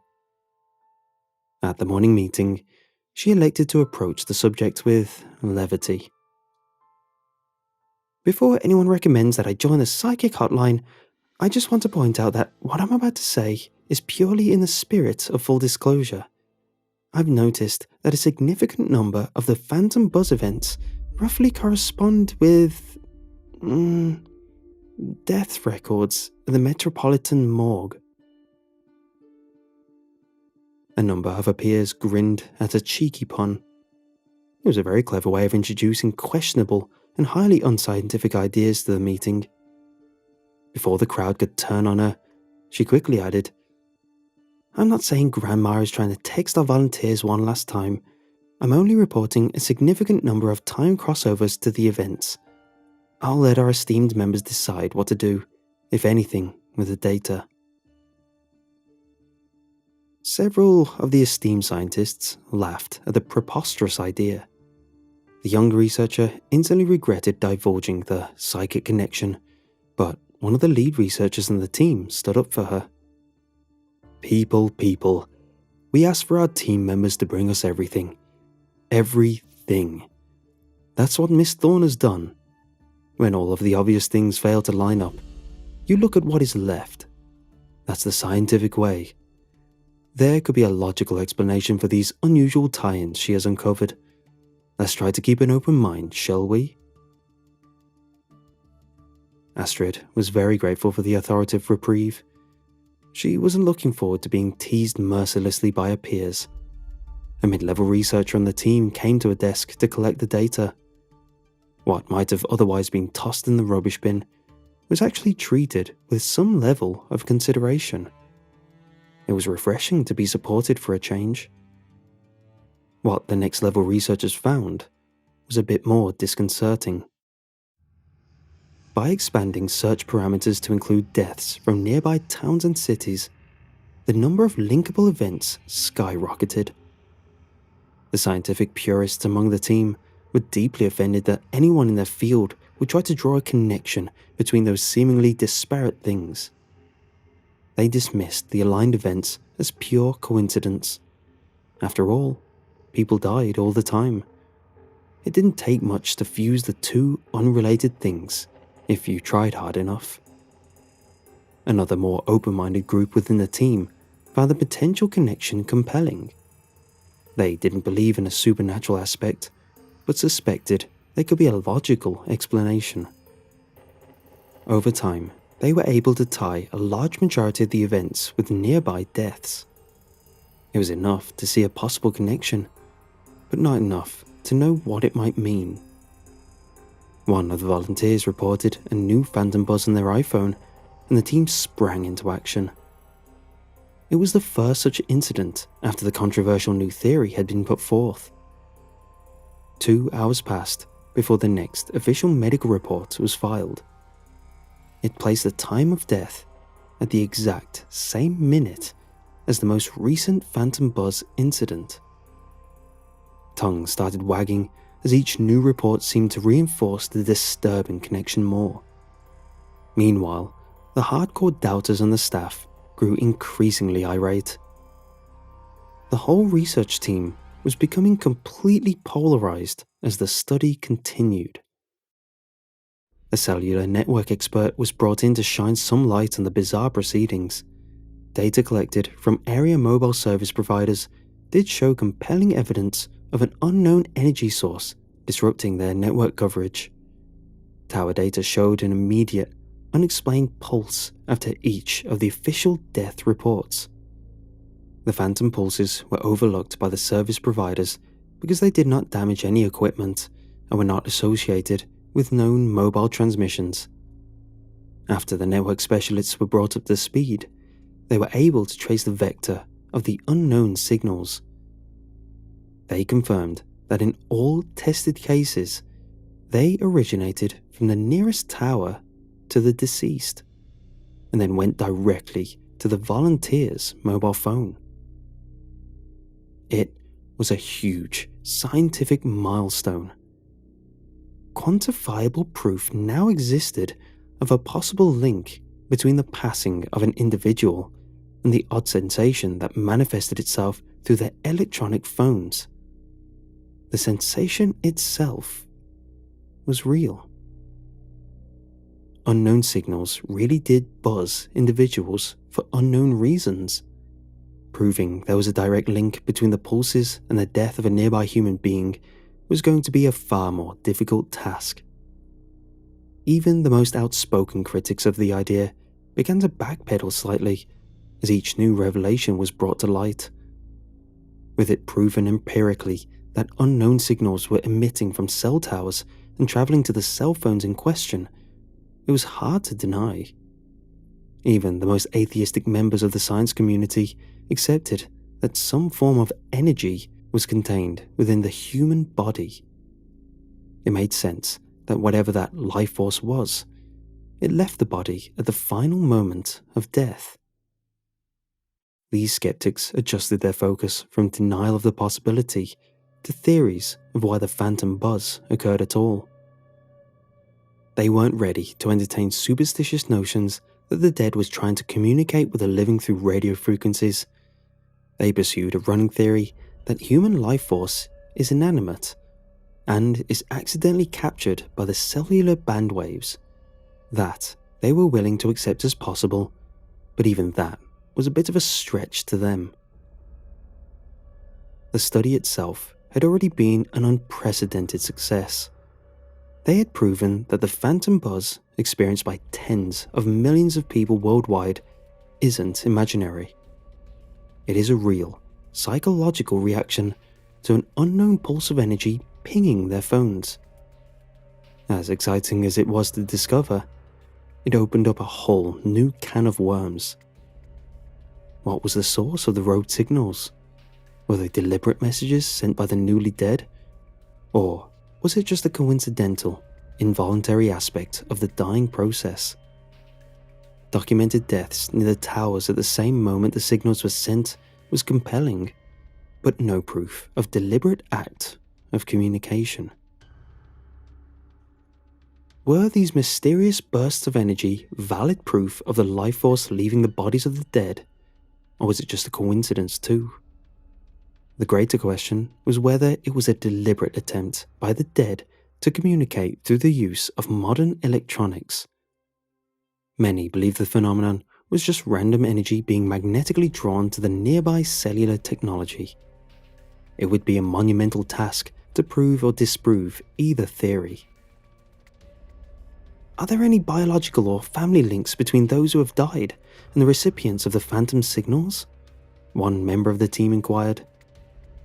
No one had been able to connect any of the deceased to the living. Even if there were a handful of familial connections between the two ends of the transmission, it seemed highly unlikely that they would all be. If not, it cast significant doubt on why the recent departed would wish to communicate with a total stranger. What else do we know about these phantom signals? One of the lead researchers wanted to know. No matter how insignificant it might seem, it could prove helpful in our investigation. A young man named Nathan Tolley spoke up near the back of the room. Our disgruntled ghosts prefer to use older CDMA technology, it would appear, he offered.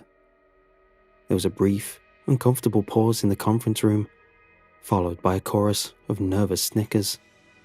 The lead researcher raised an eyebrow and asked him for clarification. Between the GSM and the CDMA cellular phone networks, we've documented almost twice as many phantom signals sent to owners of CDMA-based cellular phones.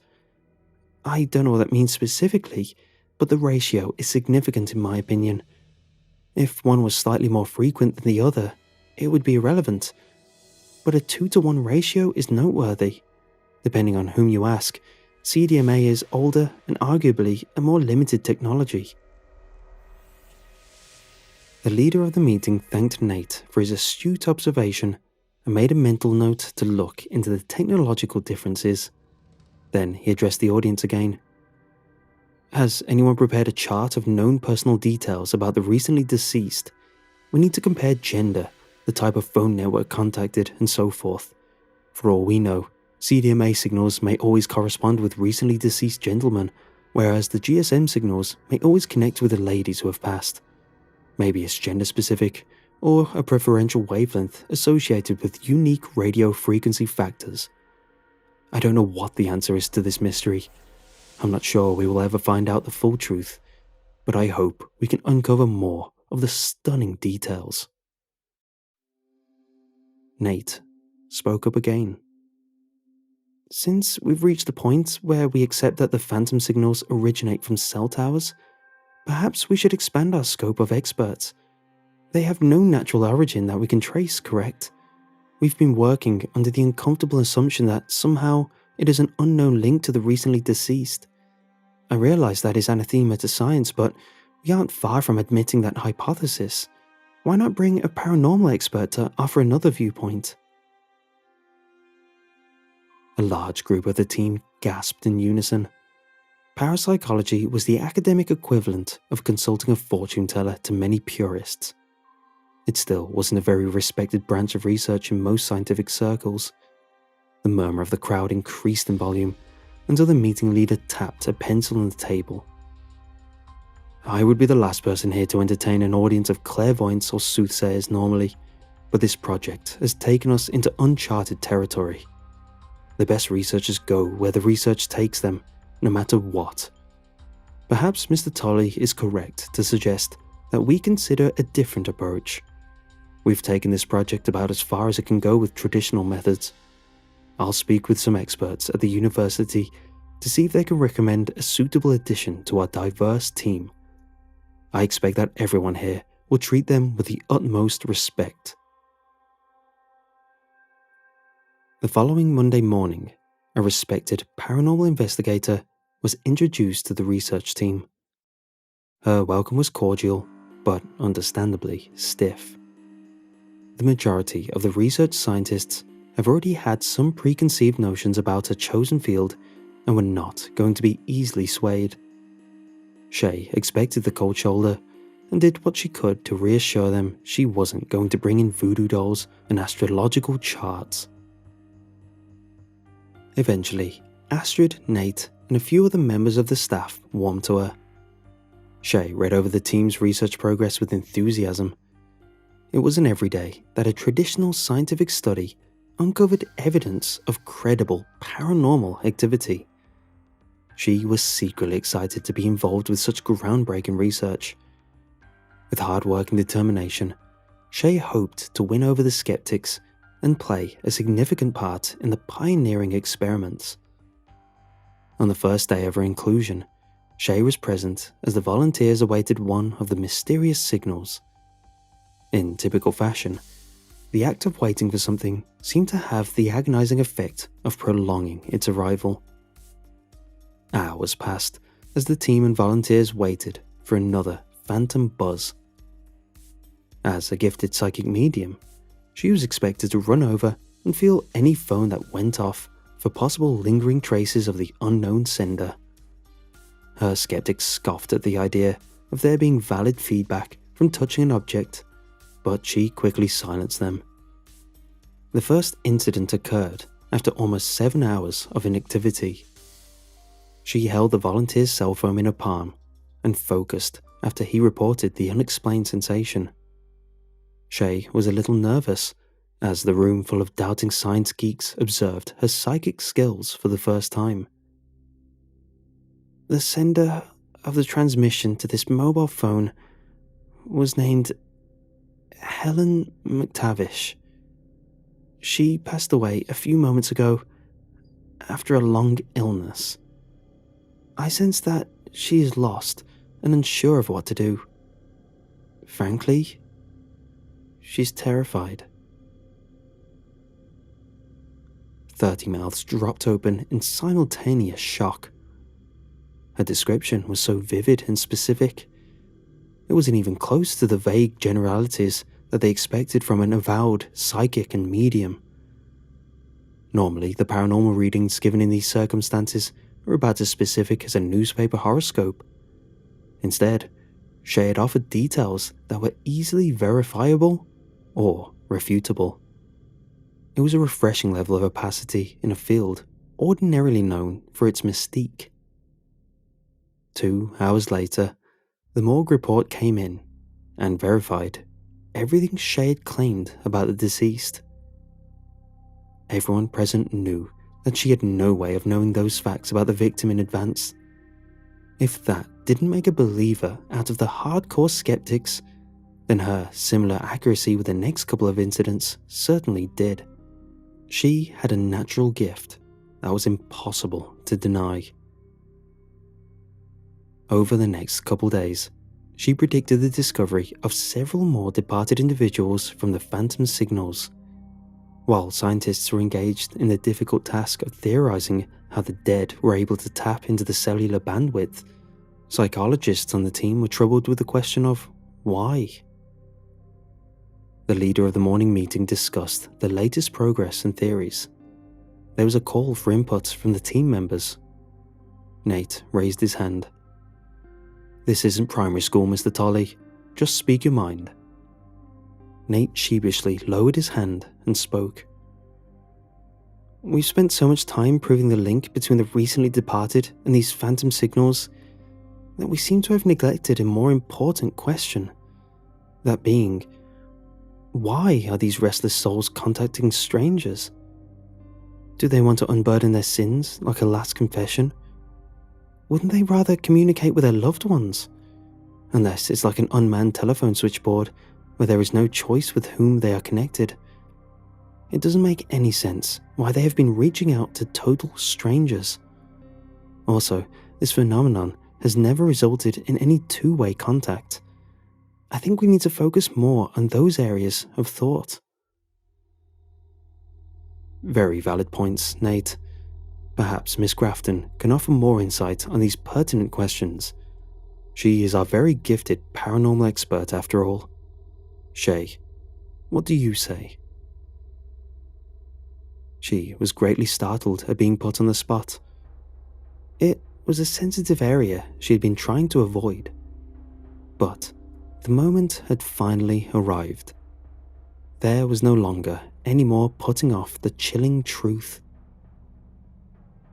Your earlier observation about the strangeness of their transmissions always coming to total strangers is a very valid one, she began in earnest. They aren't hoping to communicate with any of us.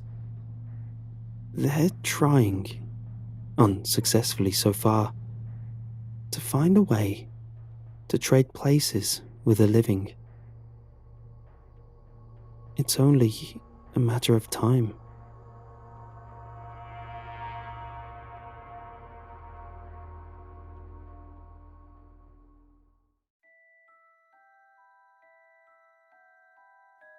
I awoke in a dark room on a cold, hard floor. It's difficult to tell how long I've been laying here, but the creaks in my bones and aches in my muscles tell me that it has been a while. My mind feels empty, blank, desolate. I quickly glance around, surveying my surroundings. From what I can tell, I am in a windowless room, which would explain the darkness. I push myself up slowly to rise to my feet. At first I stumble a bit and nearly fall over, but I luckily catch myself. Have I been kidnapped, I wonder? The room appears to be completely empty. No chairs or bindings, or anything one would expect to see when they've been kidnapped. I feel slightly relieved and begin to shuffle over to the walls of the room. It is fairly small, about the size of a bedroom. Through the darkness, I can make out the shape of a door. I fumble for the handle blindly and finally feel my fingers close around it. I flinch a bit at the handle's icy coldness, but nonetheless attempt to turn it. Nothing. The damn thing won't budge. Pain suddenly shoots through my skull like a bullet. I remember the headlights, the car crash, the fear, and most of all, the pain. I clutch my head and squeeze my eyes shut, hoping that the white-hot pain will subside. I stumble away from the door and land flat on my rear. After a few seconds, it finally fades away, and the horrifying realization begins to dawn on me. Am I dead?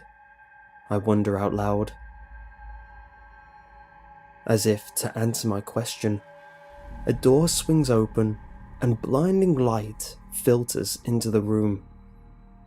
I shield my still sensitive eyes from the glaring light. Two men step in. One is tall and has a shock of blonde hair and deep blue eyes. The other is shorter and has shaggy brown hair and quick green eyes that dart around. They are both wearing suits and have what appears to be wings protruding from their backs. They're each grinning widely at me, revealing their pearly white teeth. "Welcome to heaven, Jason Gray," the tall one says in a voice smooth as silk. "Heaven?" I ask. The angels nod, their grins still present. I lose myself in thought. How did I get to heaven? I wasn't a particularly bad person when I was alive, but I wasn't religious either. Why am I here?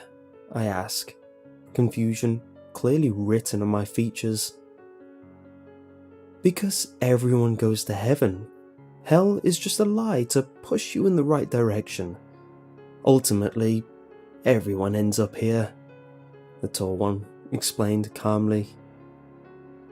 It seemed as if he had to explain this to a lot of people. "We're here to take you on a tour of heaven," the shorter one says, bouncing up and down in excitement. "A tour?" I ask, standing up once again. "Follow us," the tall one says, striding out of the room. I notice, as they turn their backs, that the wings are stitched on. The sutures appear to be sloppy and rushed, as if the patient was moving around a lot during the procedure. What kind of place is this?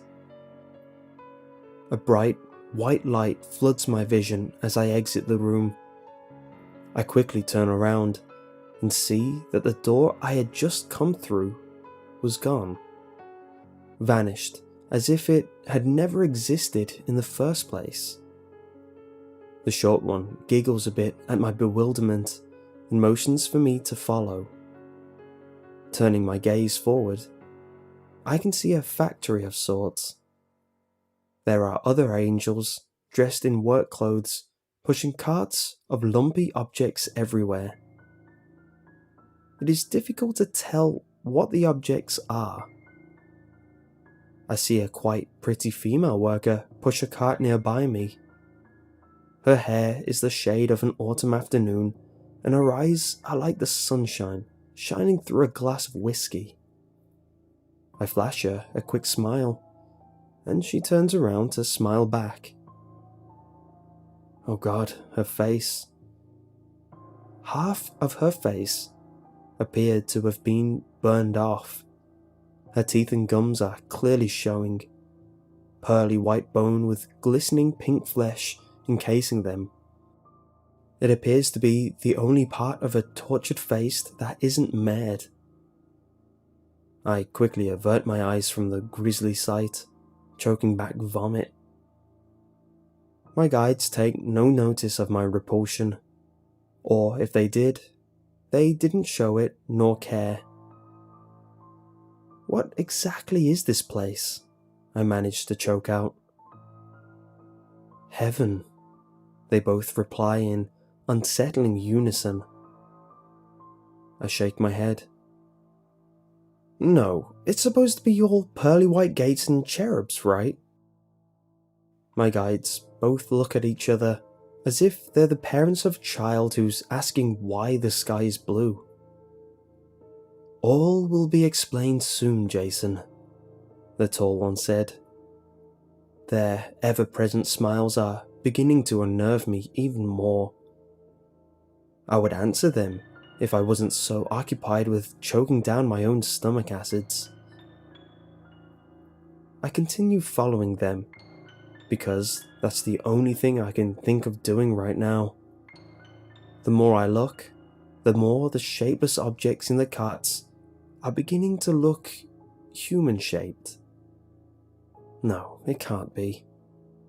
But then again, it wouldn't be surprising at all in the midst of this chaos. A million questions raced through my mind, but my lips couldn't form the words to voice them. My terrifying guides led me through seemingly endless hallways that twist and turn like an impossible labyrinth. I searched for any landmarks that would give me a clue as to where I am in the event that I would need to flee, but they all appeared to be the same colourless halls with exactly 7 doors. I absently wonder how the angels find their way around here. The 2 angels suddenly stop in front of a door. There is nothing special about the door. It looks like the exact same as all the others. The short one grasps the handle and holds the door open for me. Peering inside, I can see what appears to be a surgery table, complete with a tray of all the instruments a surgeon would need. My eyes drift to a pair of wings that are hanging on the wall from a hook. Putting two and two together, I quickly jerk back. No, I sputter, backing away as quick as humanly possible until my back hits the wall. Backing out isn't an option, the tall one says. He grasps my arm firmly and begins to pull me forward. My feet dig as best as they can into the slippery floor in an attempt to stop myself. His friend is waiting by the door patiently.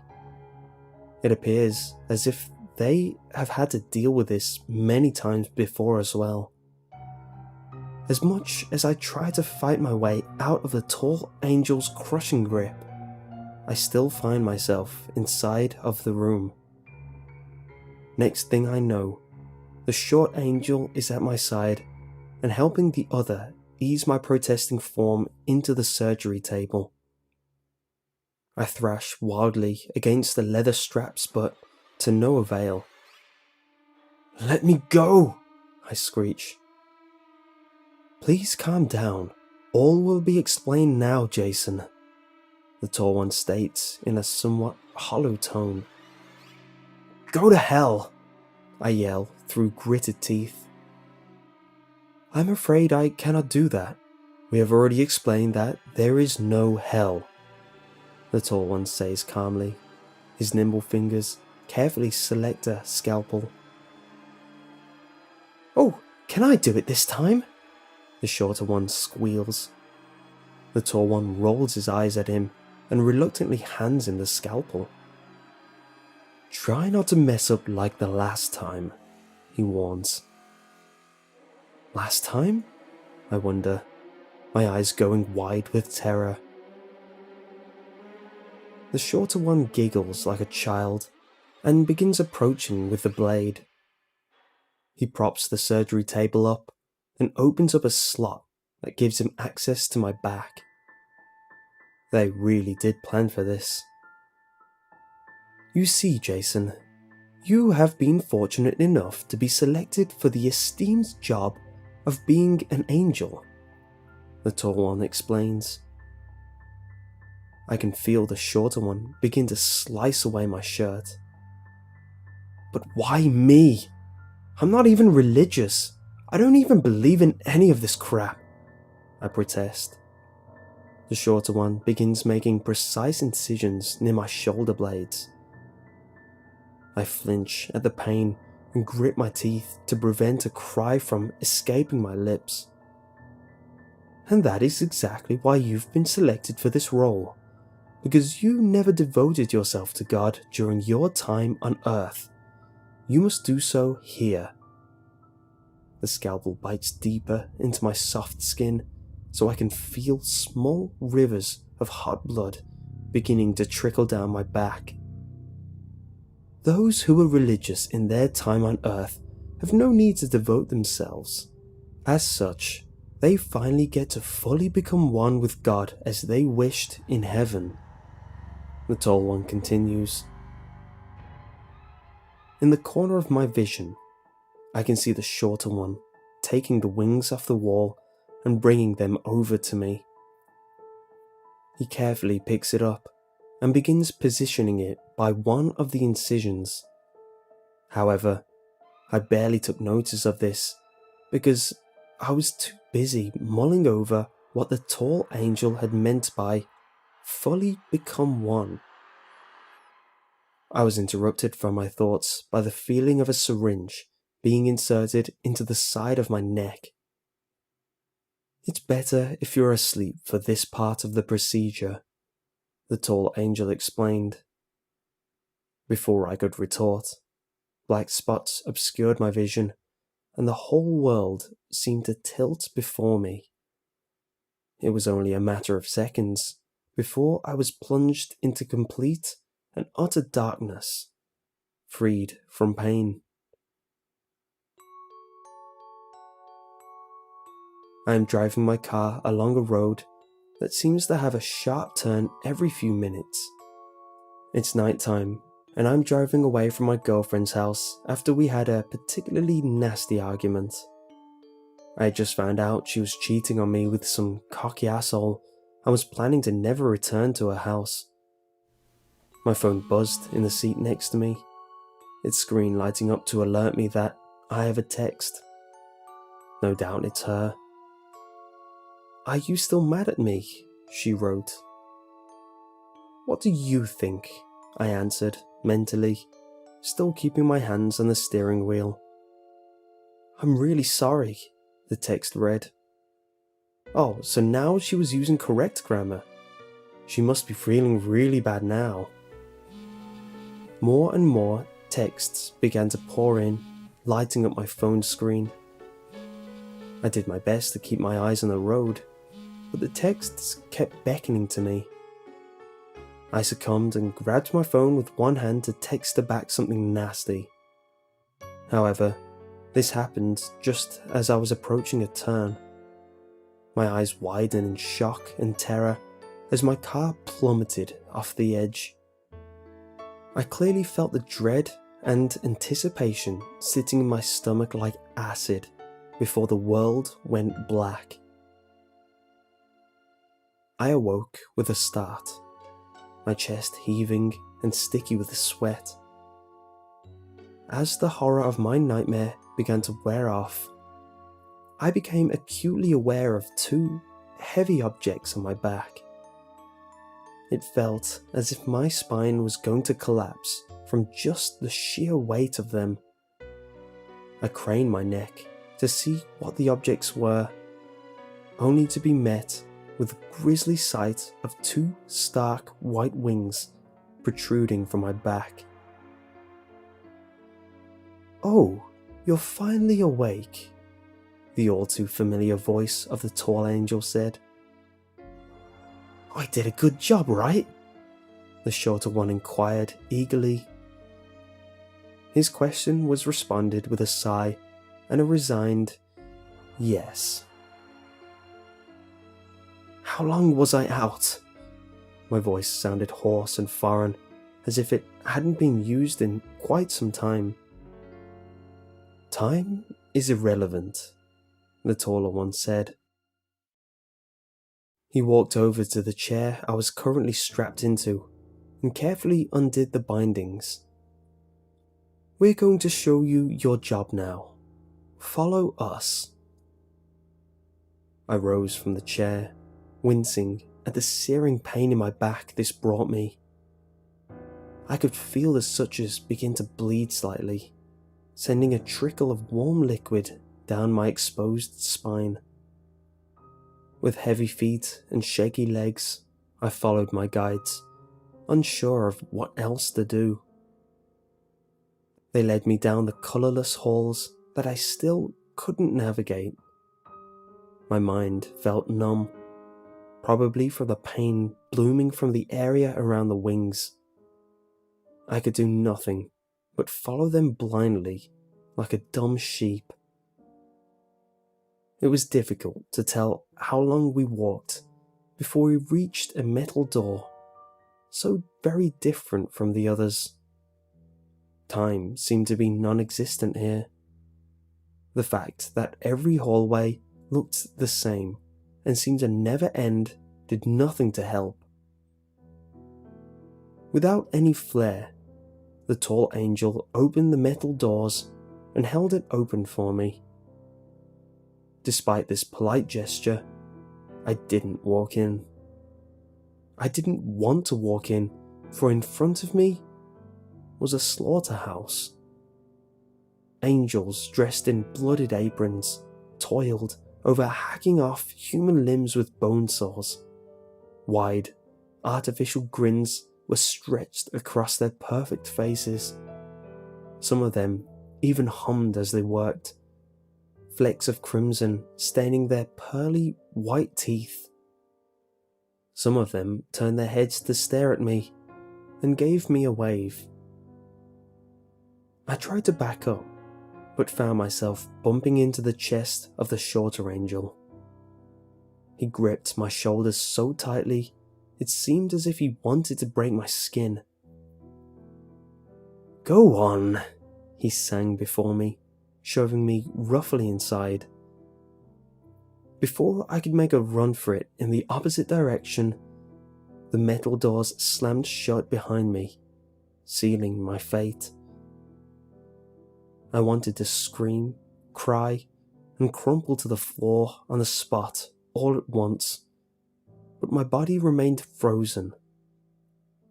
It was like I was watching everything happen rather than actually being in the moment. The tall angel came back into my line of sight, holding out a pristine apron to me. "This is for you," he stated calmly.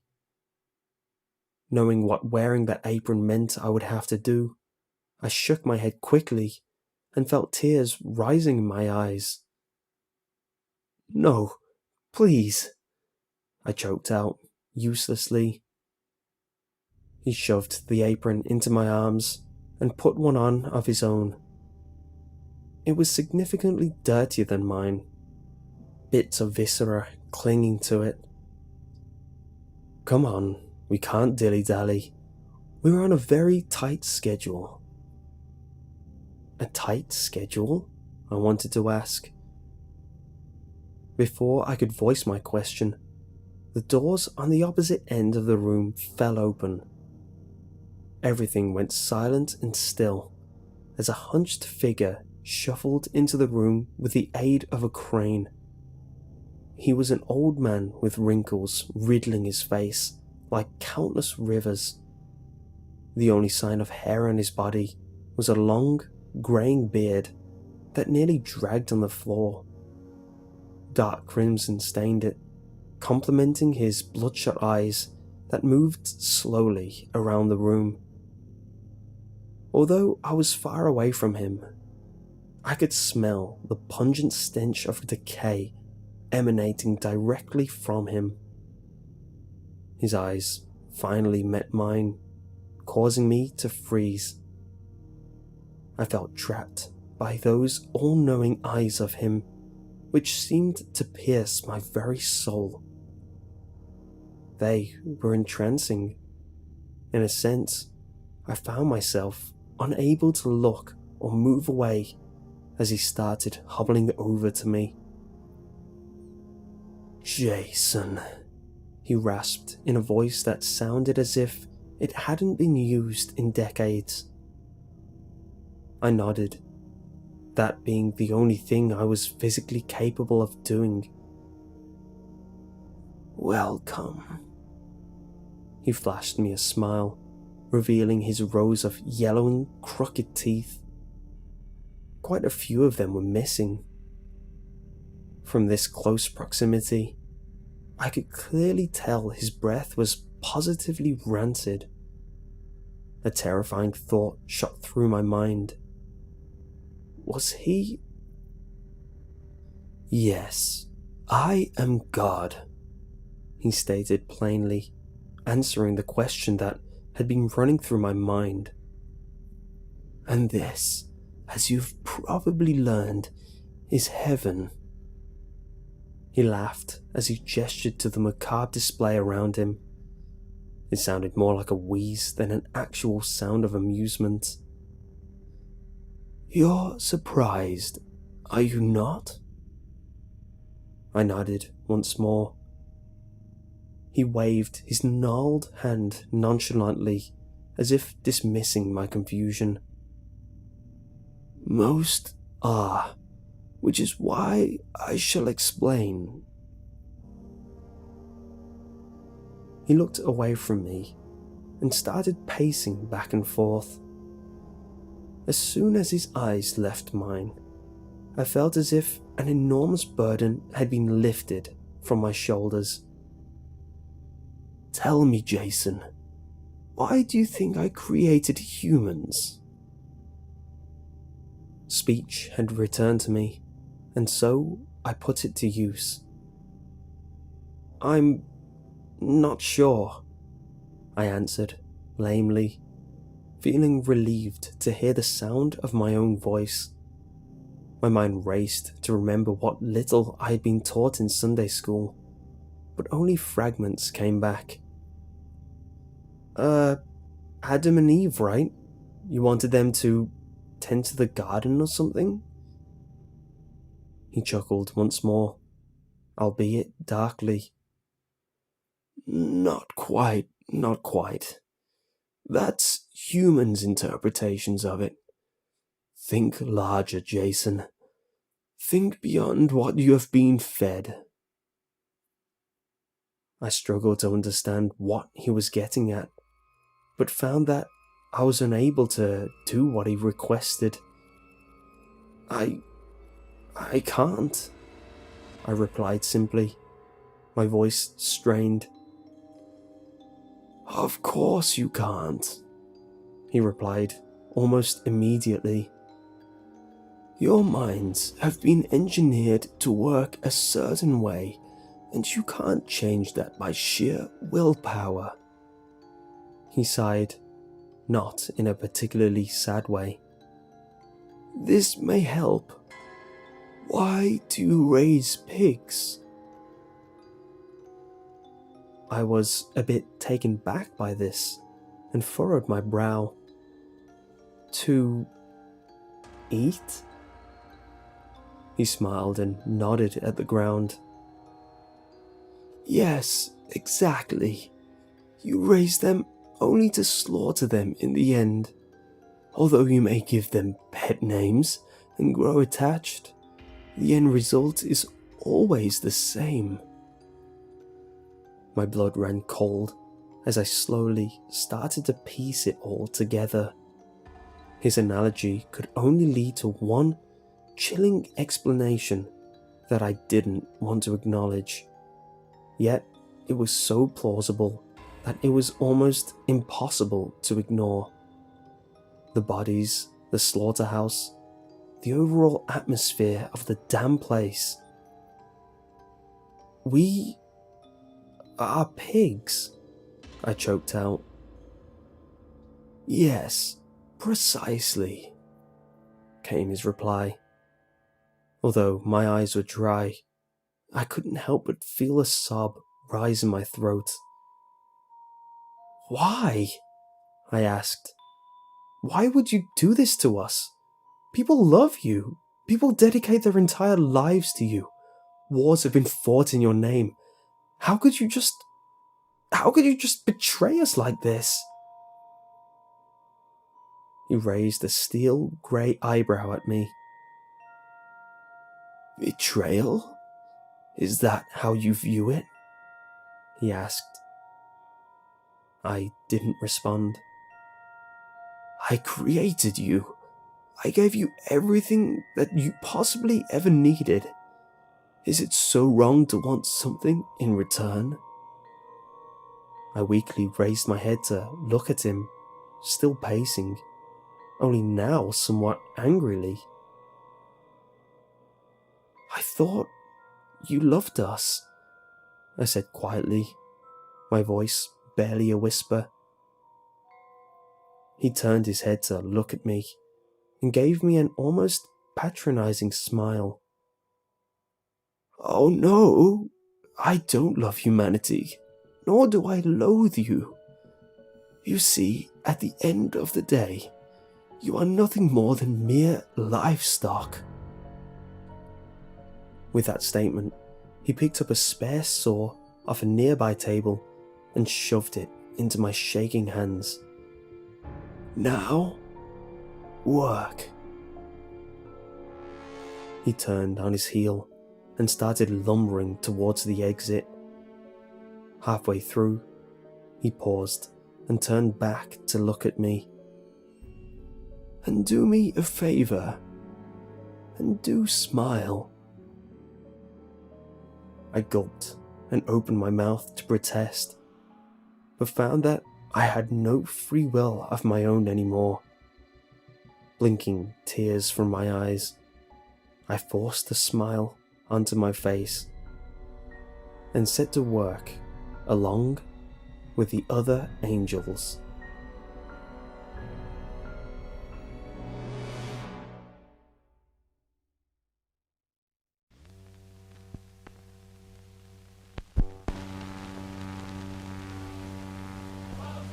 The old Cossacks who could sleep in the saddle, who called the others just passengers on a horse. The old man tells them what old men who can ride can do to beat Hitler. One Russian city after the other was overrun by the invaders. By summer of 1942, new posters were appearing in the streets of Moscow. Posters that greeted and welcomed their allies. Allies whose help was already arriving in Russian ports. Russian researchers in the late 1940s kept 5 people awake for 15 days using an experimental gas-based stimulant. They were kept in a sealed environment to carefully monitor their oxygen intake so the gas didn't kill them, since it was toxic in high concentrations. This was before closed-circuit cameras, so they only had microphones and 5-inch thick glass porthole-sized windows into the chamber to monitor them. The chamber was stocked with books, cots to sleep on, but no bedding, running water and toilet, and enough dried food to last all 5 for over a month. The test subjects were political prisoners deemed enemies of the state during World War II. Everything was fine for the first 5 days. The subjects hardly complained, having been promised, falsely, that they would be freed if they submitted to the test and did not sleep for 30 days. Their conversations and activities were monitored, and it was noted that they continued to talk about increasingly traumatic incidents in their past, and the general tone of their conversations took on a darker aspect after the 4-day mark. After 5 days, they started to complain about the circumstances and events that led them to where they were, and started to demonstrate severe paranoia. They stopped talking to each other and began alternately whispering to the microphones and one-way mirror portholes. Oddly, they all seemed to think they could win the trust of the experimenters by turning over their comrades, the other subjects in captivity, with them. At first, the researchers suspected this was an effect of the gas itself. After 9 days, the first of them started screaming. He ran the length of the chamber repeatedly, yelling at the top of his lungs for 3 hours straight. He continued attempting to scream, but was only able to produce occasional squeaks. The researchers postulated that he had physically torn his vocal cords. The most surprising thing about his behaviour is how the other captives reacted to it, or rather, didn't react to it. They continued whispering to the microphones until the second of the captives started to scream. The 2 non-screaming captives took the books apart, smearing page after page of their own feces, and pasted them calmly on the glass portholes. The screaming promptly stopped. So did the whispering to the microphones. After 3 more days passed, the researchers checked the microphones hourly to make sure they were working, since they thought it impossible that no sound could be coming with 5 people inside. The oxygen consumption of the chamber indicated that all 5 must still be alive. In fact, it was the amount of oxygen 5 people would consume at a very high level of strenuous exercise. On the morning of the 14th day, the researchers did something they said they would not do to get a reaction from the captives. They used the intercom inside the chamber, hoping to provoke any response from the captives they were afraid were either dead or vegetables.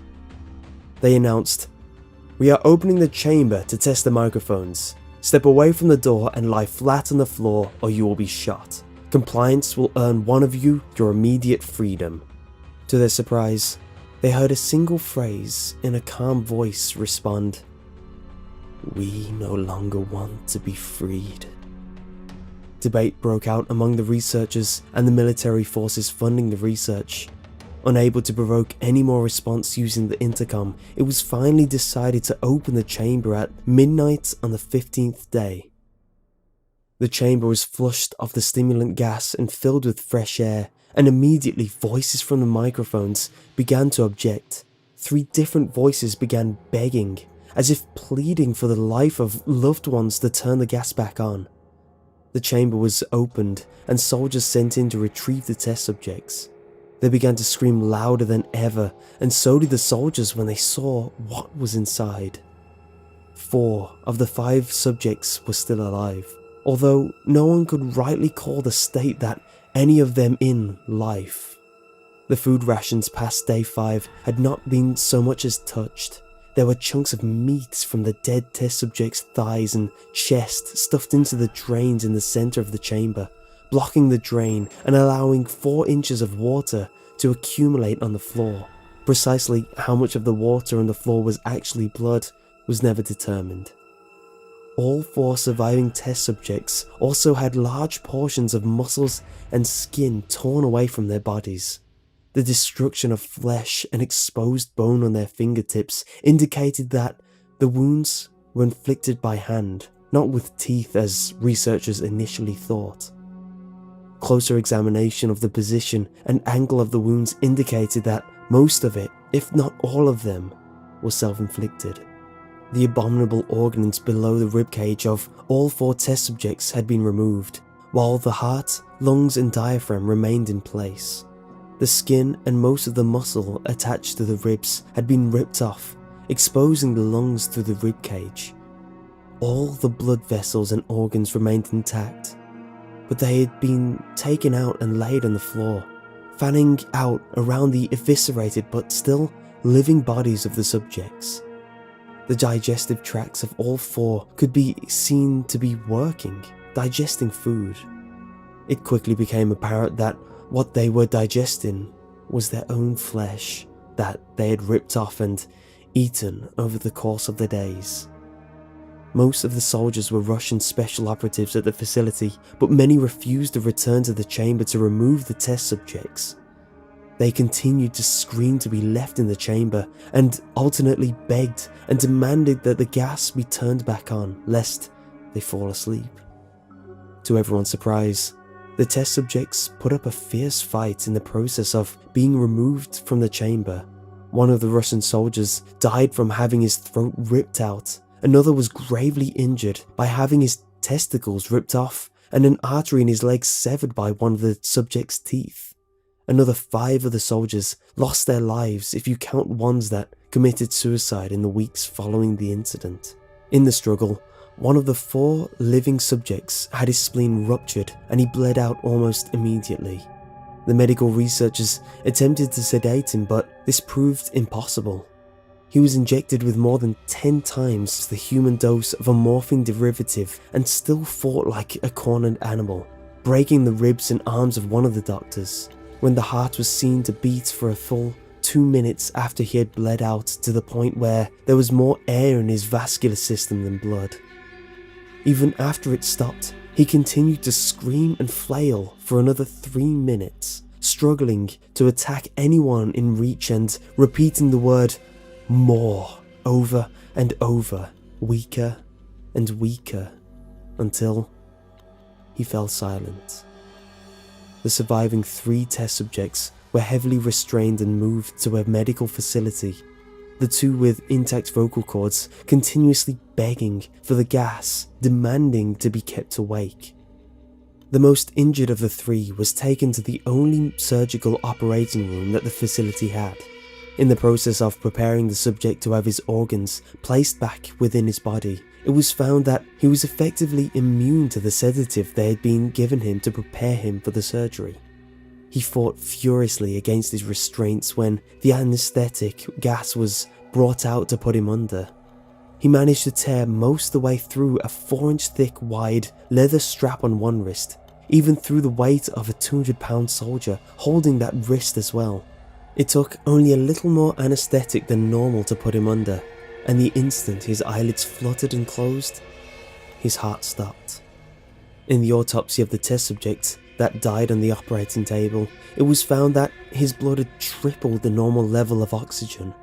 His muscles that were still attached to his skeleton were badly torn, and he had broken 9 bones in the struggle to not be subdued. Most of them were from the force his own muscles had exerted on them. The second survivor had been the first of the group of 5 to start screaming. His vocal cords destroyed, he was unable to beg or object to surgery, and he only reacted by shaking his head violently in disapproval when the anesthetic gas was brought near him. He shook his head, yes, when someone suggested, reluctantly, that they try the surgery without anesthetic. and did not react for the entire 6-hour procedure of replacing his abdominal organs and attempting to cover them with what remained of his skin. The surgeon proceeding stated repeatedly that it should be medically impossible for the patient to still be alive. One terrified nurse assisting the surgery stated that she had seen the patient's mouth curl into a smile several times whenever his eyes met hers. When the surgery ended, the subject looked at the surgeon and began to wheeze loudly, attempting to talk while struggling. Assuming this must be something of drastic importance, the surgeon had a pen and paper fetched so the patient could write his message. It was simple. Keep cutting. The other 2 test subjects were given the same surgery, both without anesthetic as well, although they had to be injected with a paralytic for the duration of the operation. The surgeon found it impossible to perform the operation while the patients laughed continuously. Once paralysed, the subjects could only follow the attending researchers with their eyes. The paralytic cleared their system in an abnormally short period of time, and they were soon trying to escape their bounds. The moment they could speak, they were again asking for the stimulant gas. The researchers tried asking why they had injured themselves, why they had ripped out their own guts, and why they wanted to be given the gas again. Only one response was given. I must remain awake. All 3 subjects' restraints were reinforced and they were placed back into the chamber, awaiting determination as to what should be done with them. The researchers, facing the wrath of their military benefactors for having failed the stated goals of their project, considered euthanizing the surviving subjects. The commanding officer, an ex-KGB, instead saw potential and wanted to see what would happen if they were put back on the gas. The researchers strongly objected, but were overruled. In preparation for being sealed in the chamber again, the subjects were connected to an EEG monitor and had their restraints padded for long-term confinement. To everyone's surprise, all 3 stopped struggling the moment it was let slip that they were going back on the gas. It was obvious that, at this point, all 3 were putting up a great struggle to stay awake. One of the subjects that could speak was humming loudly and continuously. The mute subject was straining his legs against the leather bonds with all his might. First left, then right, then left again, for something to focus on. The remaining subject was holding his head off his pillow and blinking rapidly. Having been the first to be wired to the EEG, most of the researchers were monitoring his brainwaves in surprise. They were normal, most of the time, but sometimes flatlined inexplicably. It looked as if he were repeatedly suffering brain death before returning to normal. As they focused on paper, scrolling out of the brainwave monitor, only one nurse saw his eyes slip shut at the same moment his head hit the pillow. His brainwaves immediately changed to that of deep sleep, then flatlined for the last time as his heart simultaneously stopped. The only remaining subject that could speak started screaming to be sealed in now. His brainwaves showed the same flatlines as one who had just died from falling asleep.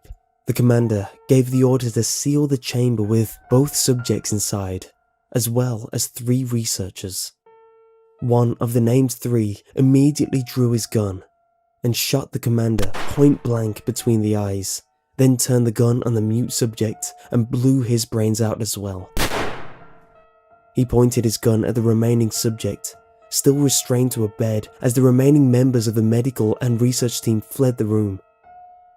"I won't be locked in here with these things, not with you," he screamed at the man strapped to the table. "What are you?" he demanded. "I must know." The subject smiled. "Have you forgotten so easily?" the subject asked. "We are you. We are the madness that lurks within you all, begging to be free at every moment in your deepest animal mind. We are what you hide from in your beds every night. We are what you sedate into silence and paralysis when you go to the nocturnal haven where we cannot tread." The researcher paused, then aimed at the subject's heart and fired. The EEG flatlined as the subject weakly choked out, "So nearly free."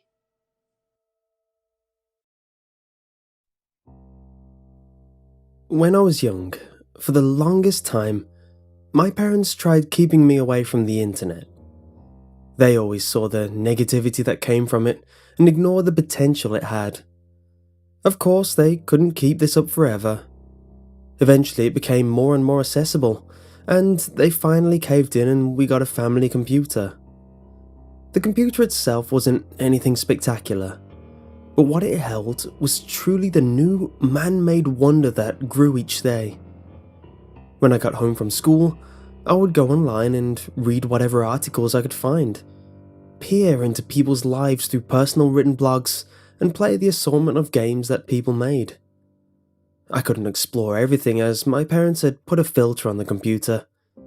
I was young at the time, only 12 years old. But honestly, I had no interest in that sort of stuff they were trying to protect me from. A few years down the line, I started finding interesting stories. I could never tell if they were fiction or not, as they often never had an author credited. They would also be shared around so much that you could never find an original source. This gave these tales more mystery. A lot of them were laughable, unrealistic killers and impractical monsters. However, one story caught my attention and stuck with me ever since reading it. It was called The Russian Sleep Experiment. It was about Russian researchers performing an experiment on some captured prisoners of war. They falsely promised their freedom if they sat in a chamber with a gas that would suppress their want and need for sleep. Eventually, they mentally deteriorated, and the scientists found them as a husk of their human selves. They were mutilated, guts hanging out of their body, yet they were still alive. Not only this, but they showed extraordinary strength. They only wanted one thing: to be put back on the gas. It ends with one of the generals ordering some scientists to put them back in the test chamber, and for the scientists to go in and manually observe the monstrosities. This triggers a reaction from one of the scientists, who grabs the general's gun, shoots him, and aims it towards the last surviving patient. The creature explains that he is what lies dormant in each of us, a hidden demon we suppress with our natural need for sleep. This was a condensed version of the story anyway. I definitely recommend checking it out. When I read this story, I was in shock. Was this real? Who wrote it? Is it possible? These questions and more flooded my mind, and stuck with me for a few years of my life. I mean, I've seen a lot of leaked experiment documents from the 2 World Wars, bats with bombs, dogs with 2 heads. This wasn't the most absurd scientific idea I've seen pitched from those times. Over time, things were pushed back, although my love for psychology and interesting behavioural experiments still held my interest. I focused on the old controversial ones like Zimbardo's Stanford prison experiment, where Zimbardo organised some students to incarcerate other students and hold them prisoner. Eventually, things led to an authoritarian control, and it resulted in the mock police to use actual brutality and psychological torture to maintain control. Another one I just love is the Milgram experiment. Some paid volunteers, labelled as the teacher, were given control of an electric shock device. They had to ask an assortment of questions to the learner, but were also warned of the learner's heart condition. If wrong, the teacher administered an electric shock and moved on to the next question. Each time, the voltage was increased by 15. After a number of shocks, the learner would eventually be put in so much pain that they would start banging on the wall. He would complain about his heart condition, but the scientist would simply prompt the teacher to continue. Eventually, after being told they wouldn't be held responsible, the teacher would administer the killing blow and go well above what the subject could handle. What I love about this one is that you think it's the learner who is being tested, but they're actually an actor. No one really died in that experiment. The experiment was set up to test people's obedience, and this test shattered expectations. Most psychologists proposed that most people would stop before going above the lethal 450 volts, but even though they were all uncomfortable, showing signs of stress, even offering to not be paid and leave the experiment, 65% of participants went over the limit. This was an amazing display of raw human nature. There were even some controversial parallels drawn between the atrocities caused in the Holocaust and how humans fall into demand of authority. These cases and more displayed and concluded a lot of dark motives behind our polite human exteriors. However, these cases and more are also the reason why psychology ethics standards were set up. Nowadays, you can't do anything remotely as intensive as the experiments back in the good old days. Principles and guidelines are now so restricting that you can barely test anything ambitious about the human mind and will. And I hate it. I pitched my ideas and hypotheses for many tests that I felt could further our understanding of ourselves at our most rawest levels. But legalities and ethics were a barrier I couldn't overcome. I wanted to be the guy who set up these labyrinths of will and see if we were capable of functioning as our primitive selves once were. I worked hard on my degree, which I saw as my ticket to this level of power. But all I held was a glorified piece of paper that let me listen to people's feelings. There was no way I could get funding from any official government body, so I would have to do the next best thing: fund it myself. However, I was sitting on a mountain of student debt. I was already one step behind. It was a good thing I was qualified to get paid a ridiculous amount by listening to people's feelings. It wasn't easy at first, starting off as a junior, then working my way up to a private counsellor. But I did it, and now I was making bank with minimal input. After a while, I had saved enough for a good first-off experiment, something that had influenced me and piqued my curiosity into this world of experiments: the Russian sleep experiment. The idea was simple: just stop someone from sleeping for a long period of time. The body has many deterrents for sleep: caffeine, fear, adrenaline, pain. I took to the drawing boards and planned out a schedule. The next task was the room. Luckily, I lived in a detached house, and the spacing between my house and the neighbours was relatively far away. First, I saved up for a basement extension on the house. After that was complete, I soundproofed the walls with the best padding I could find. The best part about doing this now is that I could amend the issue the researchers had in the original experiment. They had to monitor the subjects through a small porthole window, whereas I could keep track of everything in crisp HD at a relatively low price. The icing on the cake was the reinforced door to keep the subjects from escaping. Once everything was set, I needed a test subject. Of course, no one would willingly volunteer for this, and I couldn't go down any official route, so I had to improvise. Luckily, while working, I found the perfect person. For a number of weeks, I had been counselling a guy named Josh Kent. He'd complain about voices in his head and strange urges that he was scared of. However, from what I could tell, he never had anything wrong with him. He simply needed someone to talk to, and having these problems meant he had a reason to see someone: me. He had recently lived through his mother and his wife passing in the same month, and he had no kids or family to talk to. Due to the tragedy, he left his job, so he would come to me with various issues he thought he had. Honestly though, it would just turn into idle chat because, in reality, he just wanted someone to talk to. Nice guy, really.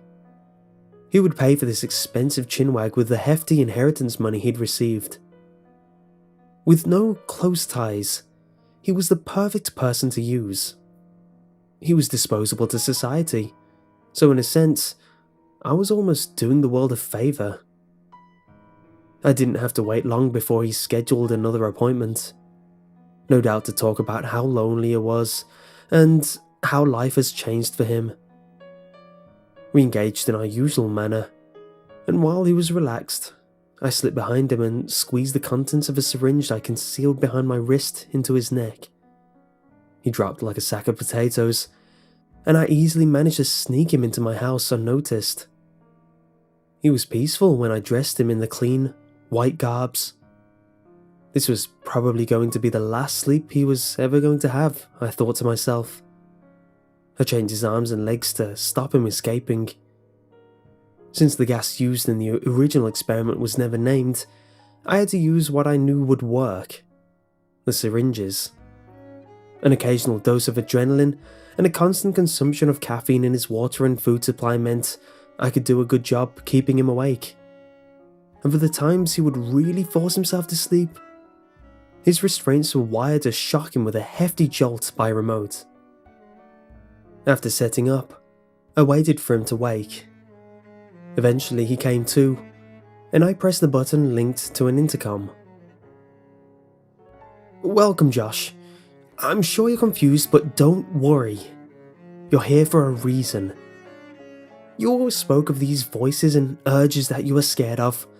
Well, I'm about to perform a great experiment to fix those problems. Don't be frightened. Everything is happening for a reason. Trust me."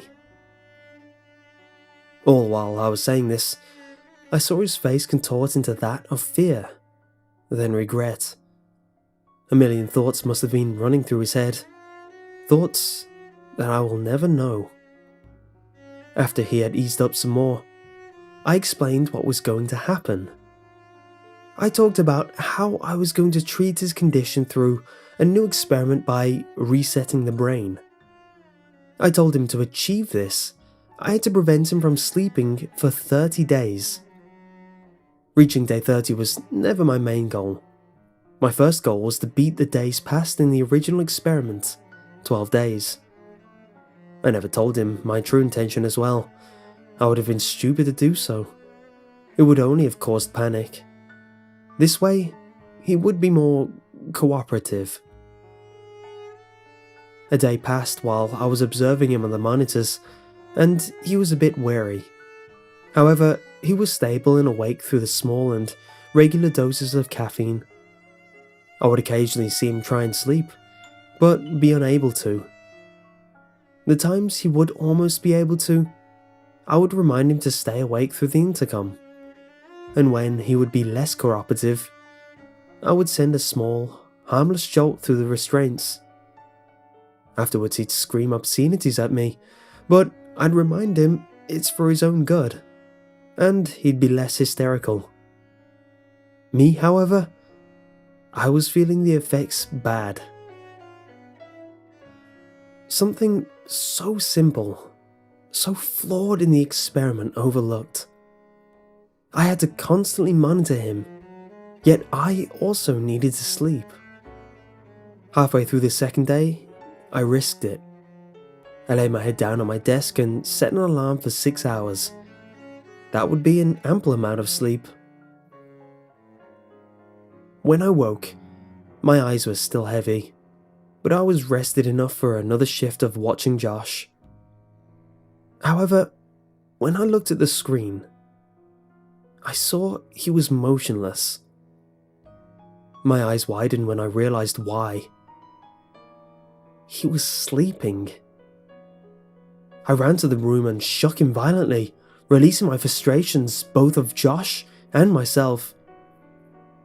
"Come on, Josh, you have to stay awake for this to work," I yelled. It's too hard. Can't we try something else?" Josh replied, wearily. I jabbed his arm while he was saying this with a small shot of adrenaline, then gave a speech about how this is for the best, and how this will help him for the rest of his life. He took what I said in stride, but I could tell he was losing faith. I wasn't going to let his weak will affect the magnitude of what I was going to accomplish. To investigate what lies deep within our subconscious is something too valuable to squander because one is not willing to cooperate.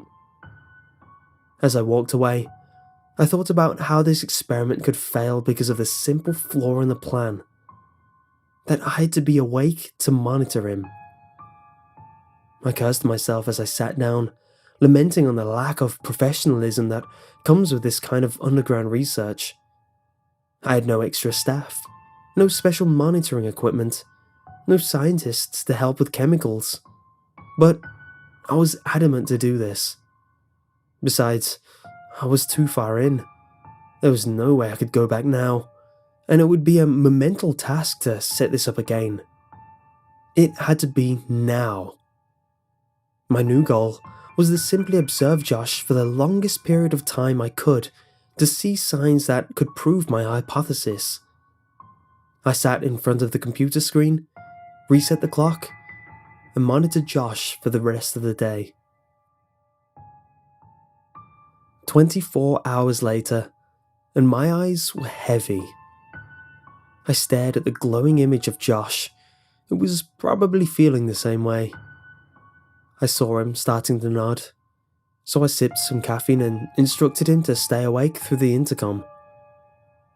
Minutes passed, and I knew he was starting to ignore me over his desire to sleep. I got up and slowly headed to the cell to see him dipping his head to a comfortable position. I raised my arm and pushed the needle straight into his neck and forced the adrenaline into his body. His eyes shot open from the shock, and soon he was jittering from the reaction to the chemical. I exhaled in approval and slowly headed back to my seat. However, I wasn't faring well myself. I looked over at my supply of adrenaline and wondered how long it'd be until I had to use that on myself. I poured myself some coffee and carried on watching. 46 hours had passed. I leaned back in my chair and took in the fact that we were almost at the day 2 mark. Something that has probably been done by many students trying to crunch their finals or workers trying to meet deadlines. However, I felt we were getting closer to the end. 57 hours in, and it felt like an uphill battle against being dragged into the depths of the land of Nod. Josh, obviously much less motivated than me to stay awake, was worse off. Since the 2-day mark, I had already given him 2 half doses of adrenaline, and even had to use some on myself. Caffeine was starting to become close to ineffective with how deprived we both were from sleep. I also started hallucinating. Small things at first. Small shapes moving off to the side of my vision. Sounds that shouldn't have been there. My head was dropping to the weight I felt in my head before I'd be jolted awake. While battling the urge to sleep, my ears rang with a burning screech coming from the cell. I looked at the screen to see Josh, wailing his lungs out and tugging against his restraints. "I don't want to be here anymore! Get me out of here!" he yelled. His will was hanging by a thread. It wouldn't be long before he would start to revolt against my needs. I couldn't let that happen though. There was too much at stake. Many, grueling hours later, we were both at a stalemate. The timer was indicating that 62 hours had passed. The effects of fatigue were chipping away at us both. Josh had particularly lost a lot of energy from his constant crying and babbling, sprinkled between his begging to be set free. His wrists were raw from the tugging and struggling that came from his protest of being held against his will. My state wasn't much better. I was fatigued beyond belief. However, one thing kept me going. While observing Josh, I would occasionally glance over to my copy of the Russian sleep experiment, and the more Josh's mentality deteriorated, the more it started to align with what was documented before me. I wondered why it wasn't affecting me, but maybe I had a particularly strong aversion to the effects, as I was fully aware of them and had the willpower to muscle through the whole ordeal. So, with this in mind, the more extreme things became, the more I realized I had to keep going. Hour 91. Time was moving slow, and my heart was racing. To keep up with making Josh not sleep, I had to start matching adrenaline doses with Josh, which I had to up the frequency of. This, mixed in with the caffeine pills and other stimulants, my chest was feeling tight, and my mind was floating on clouds. Luckily, I only had one focus, and that was keeping Josh awake. Along with these many drugs, I had to resort to the shocking device that was wired to Josh's restraints more often. I don't know if it was because it was starting to become necessary, or my ability to carry myself to his cell on a regular basis was almost non-existent. But it was working. As for Josh himself, he would dip in and out of sporadic behaviour, usually happening when he was either shocked or I came in with some chemicals. This was throwing me through loops, as his tossing around and yelling was close to what was described in the original experiment, but it was mostly spurred on by my presence. The only way to verify this was to carry on. And so I did.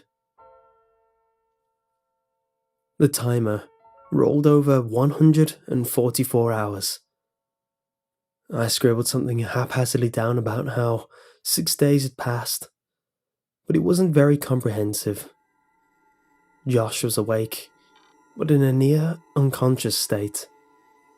His head was dipped, mouth dribbling, and occasionally babbling nonsense. He would respond to messages, but I couldn't understand any of it. Both our arms and necks shared the same resemblance of red dots.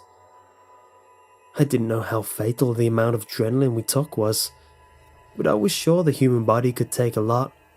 I mean, it is naturally found in the body. Josh's head dipped, and eyes drooped shut. I slowly stood up and shuffled over to the remains of the adrenaline supply, the weight of doubt dragging at my heels. More time had passed. I stared at the clock. The seconds roll over to zeros again. The minutes roll over to more zeros. And the hours show the next benchmark. 192 hours. 8 days. I look over at Josh. His face is dry through the loss of tears and saliva. The fight in his eyes were gone. The only thing stopping me from pronouncing him dead was the small movement from his chest that implied breathing. Almost like routine, his eyes started to drop. It was time for another shot. I dragged my way to his form. I dropped down to my knees and looked at him. Nothing about him screams anything animalistic. Did something go wrong? Maybe it was the chemical they used in the original experiment. Maybe he slipped in sleep when I was in a lapse of concentration. The doubt of the validity of this tale was weighing heavy on my mind, but I could neither confirm nor deny it still, due to the increasing amount of errors in my personal study. I jabbed the needle where my arm lands and pushed the liquid into his bloodstream. A few seconds and it was reacting. He started twitching for a few seconds. After that, his head dipped and stopped moving. I look closely and see he lost the small chest motion that implied breath. it wasn't hard to piece together that he was now dead. I possessed the resources to resuscitate him, but I had neither the energy nor the motivation to do so. As I lie down, with the events of the 8 days running through my mind, only one thing prevailed in my mind as my eyes closed with a lot of relief. I really hope I wake up.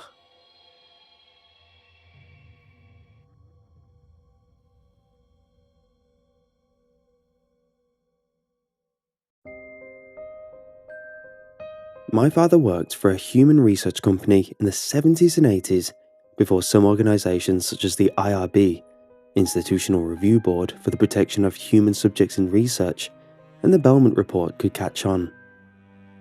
He retired and went on to live a nice, relaxing life with my mother, his wife of 30 years.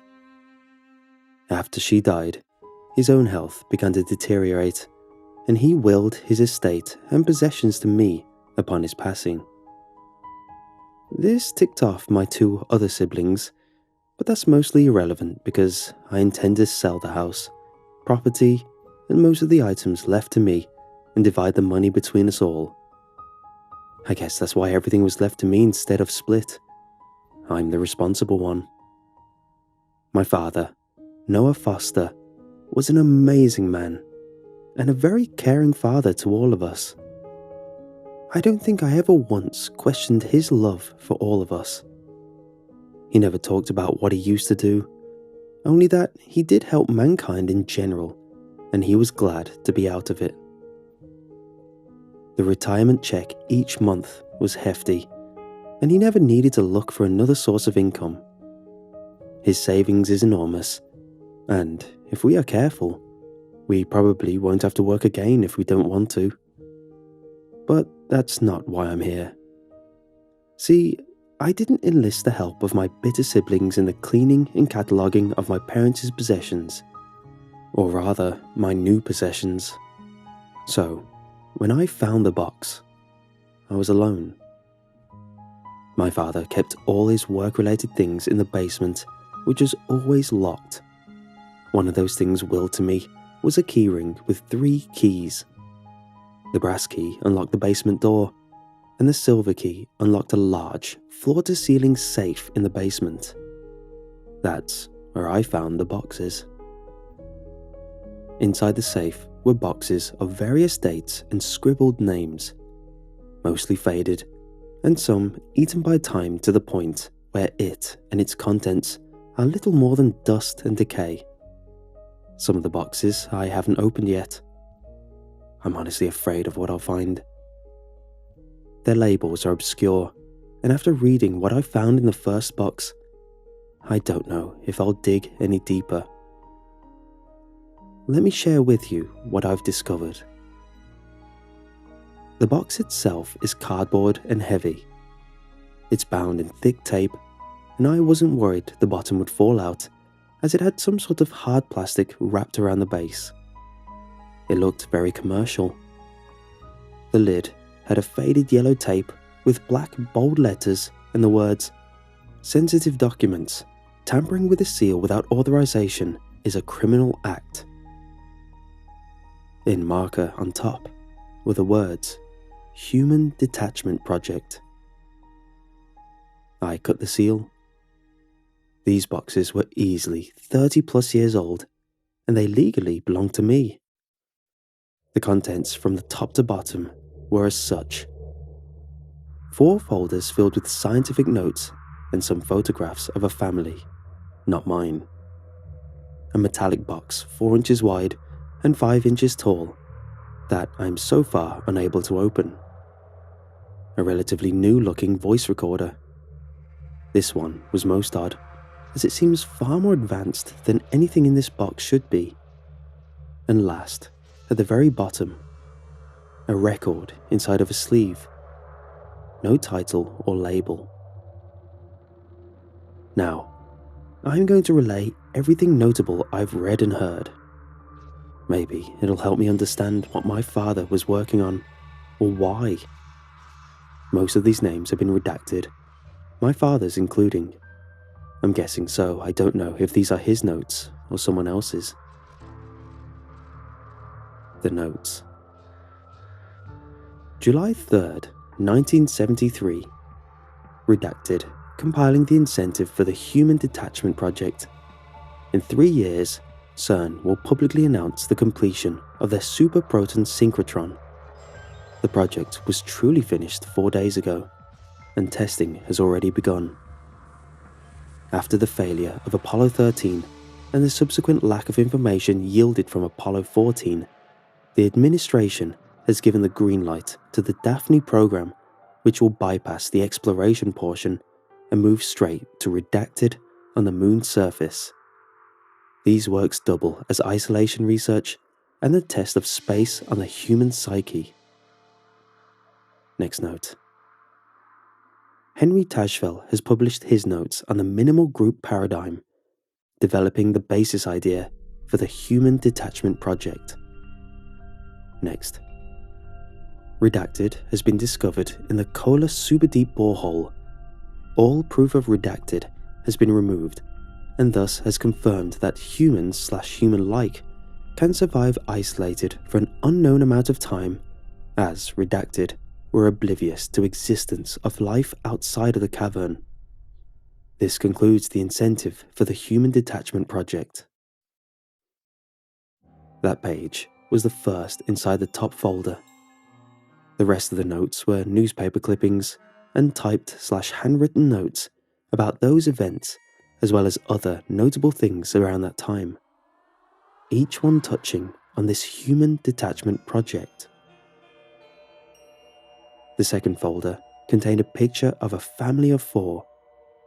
There were no names on the photograph, but the next page had information. September 28th, 1973. Most of the name had been redacted, except Stir. I believe this folder, or at least these notes, were written or compiled by my father, Noah Foster. Compiling notes for the Human Detachment subjects. George Polk, 38, male.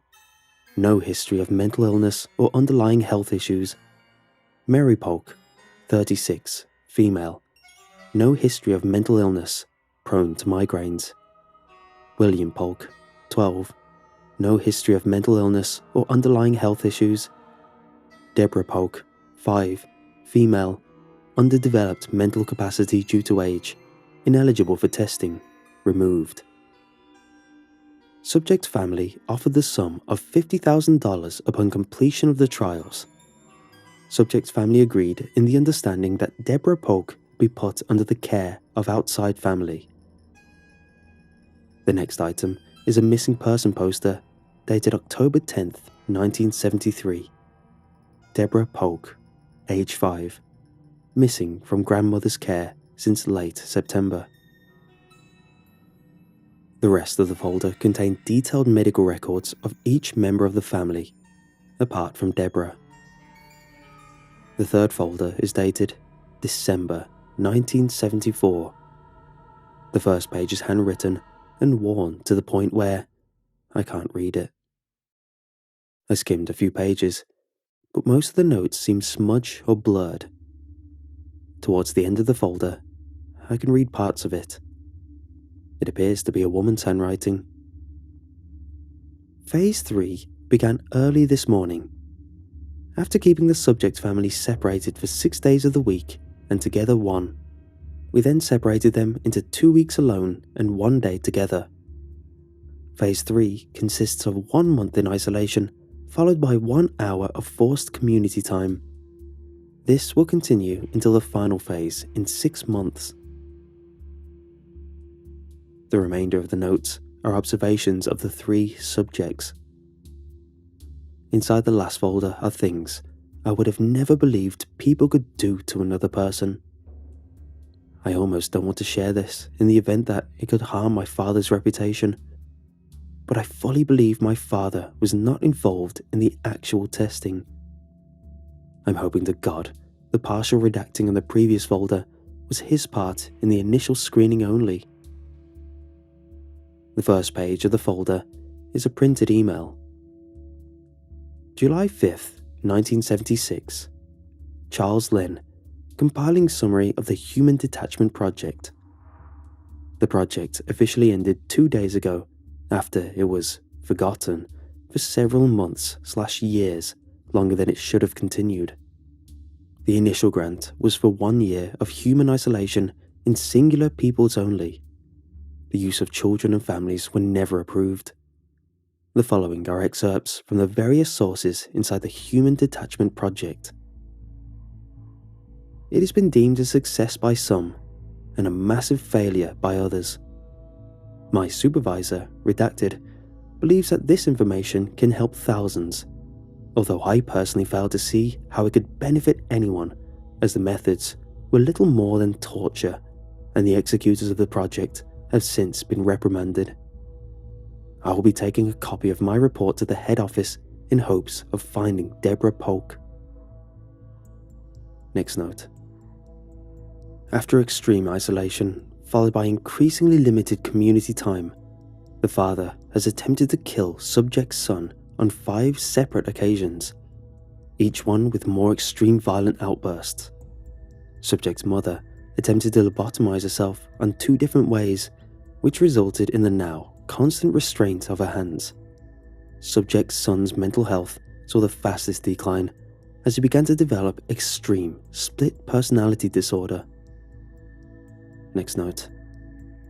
Subject's family was introduced to a looped recording of prayers spoken in Latin after the urging of Dr. Geddings. I believe this was more of a personal experiment than a necessary addition. Next note.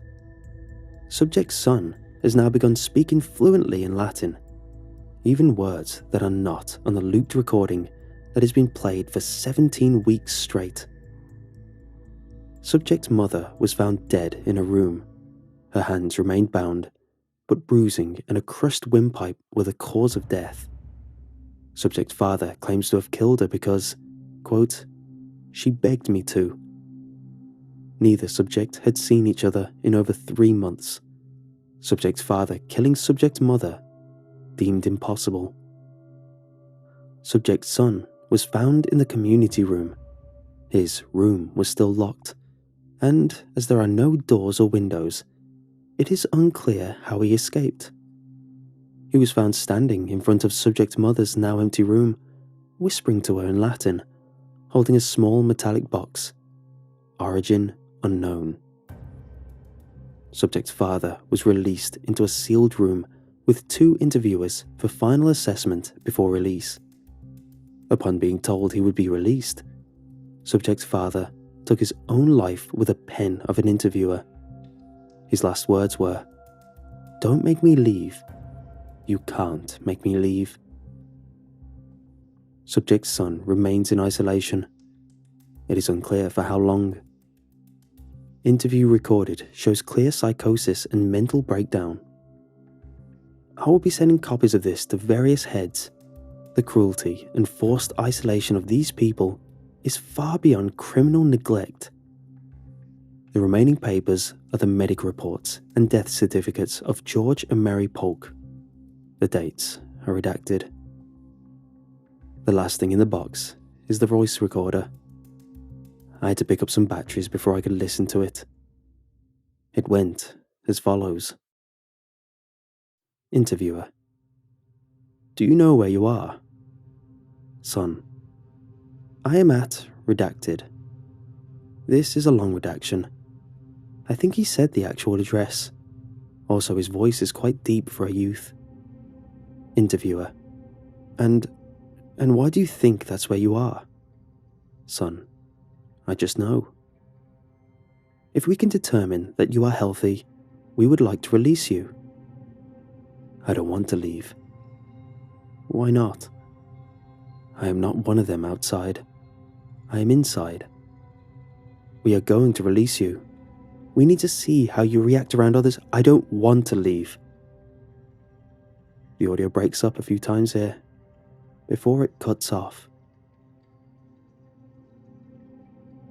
That's everything I know about the Human Detachment Project. I don't know what's inside the small box, and I have a pretty good idea about what's on the record. I'm afraid to dig deeper. I have a few more boxes with various titles, such as The Snakeskin Experiment, Operation Stopwatch, and a few others. One box in particular makes me nervous. It's double taped and has the words Failed Experiments on the top. I have one key left on the key ring, and I don't know if it goes to something else inside of one of these boxes or not. But I feel he left it to me for a reason. I really don't want to go through more of these boxes, but there are just so many.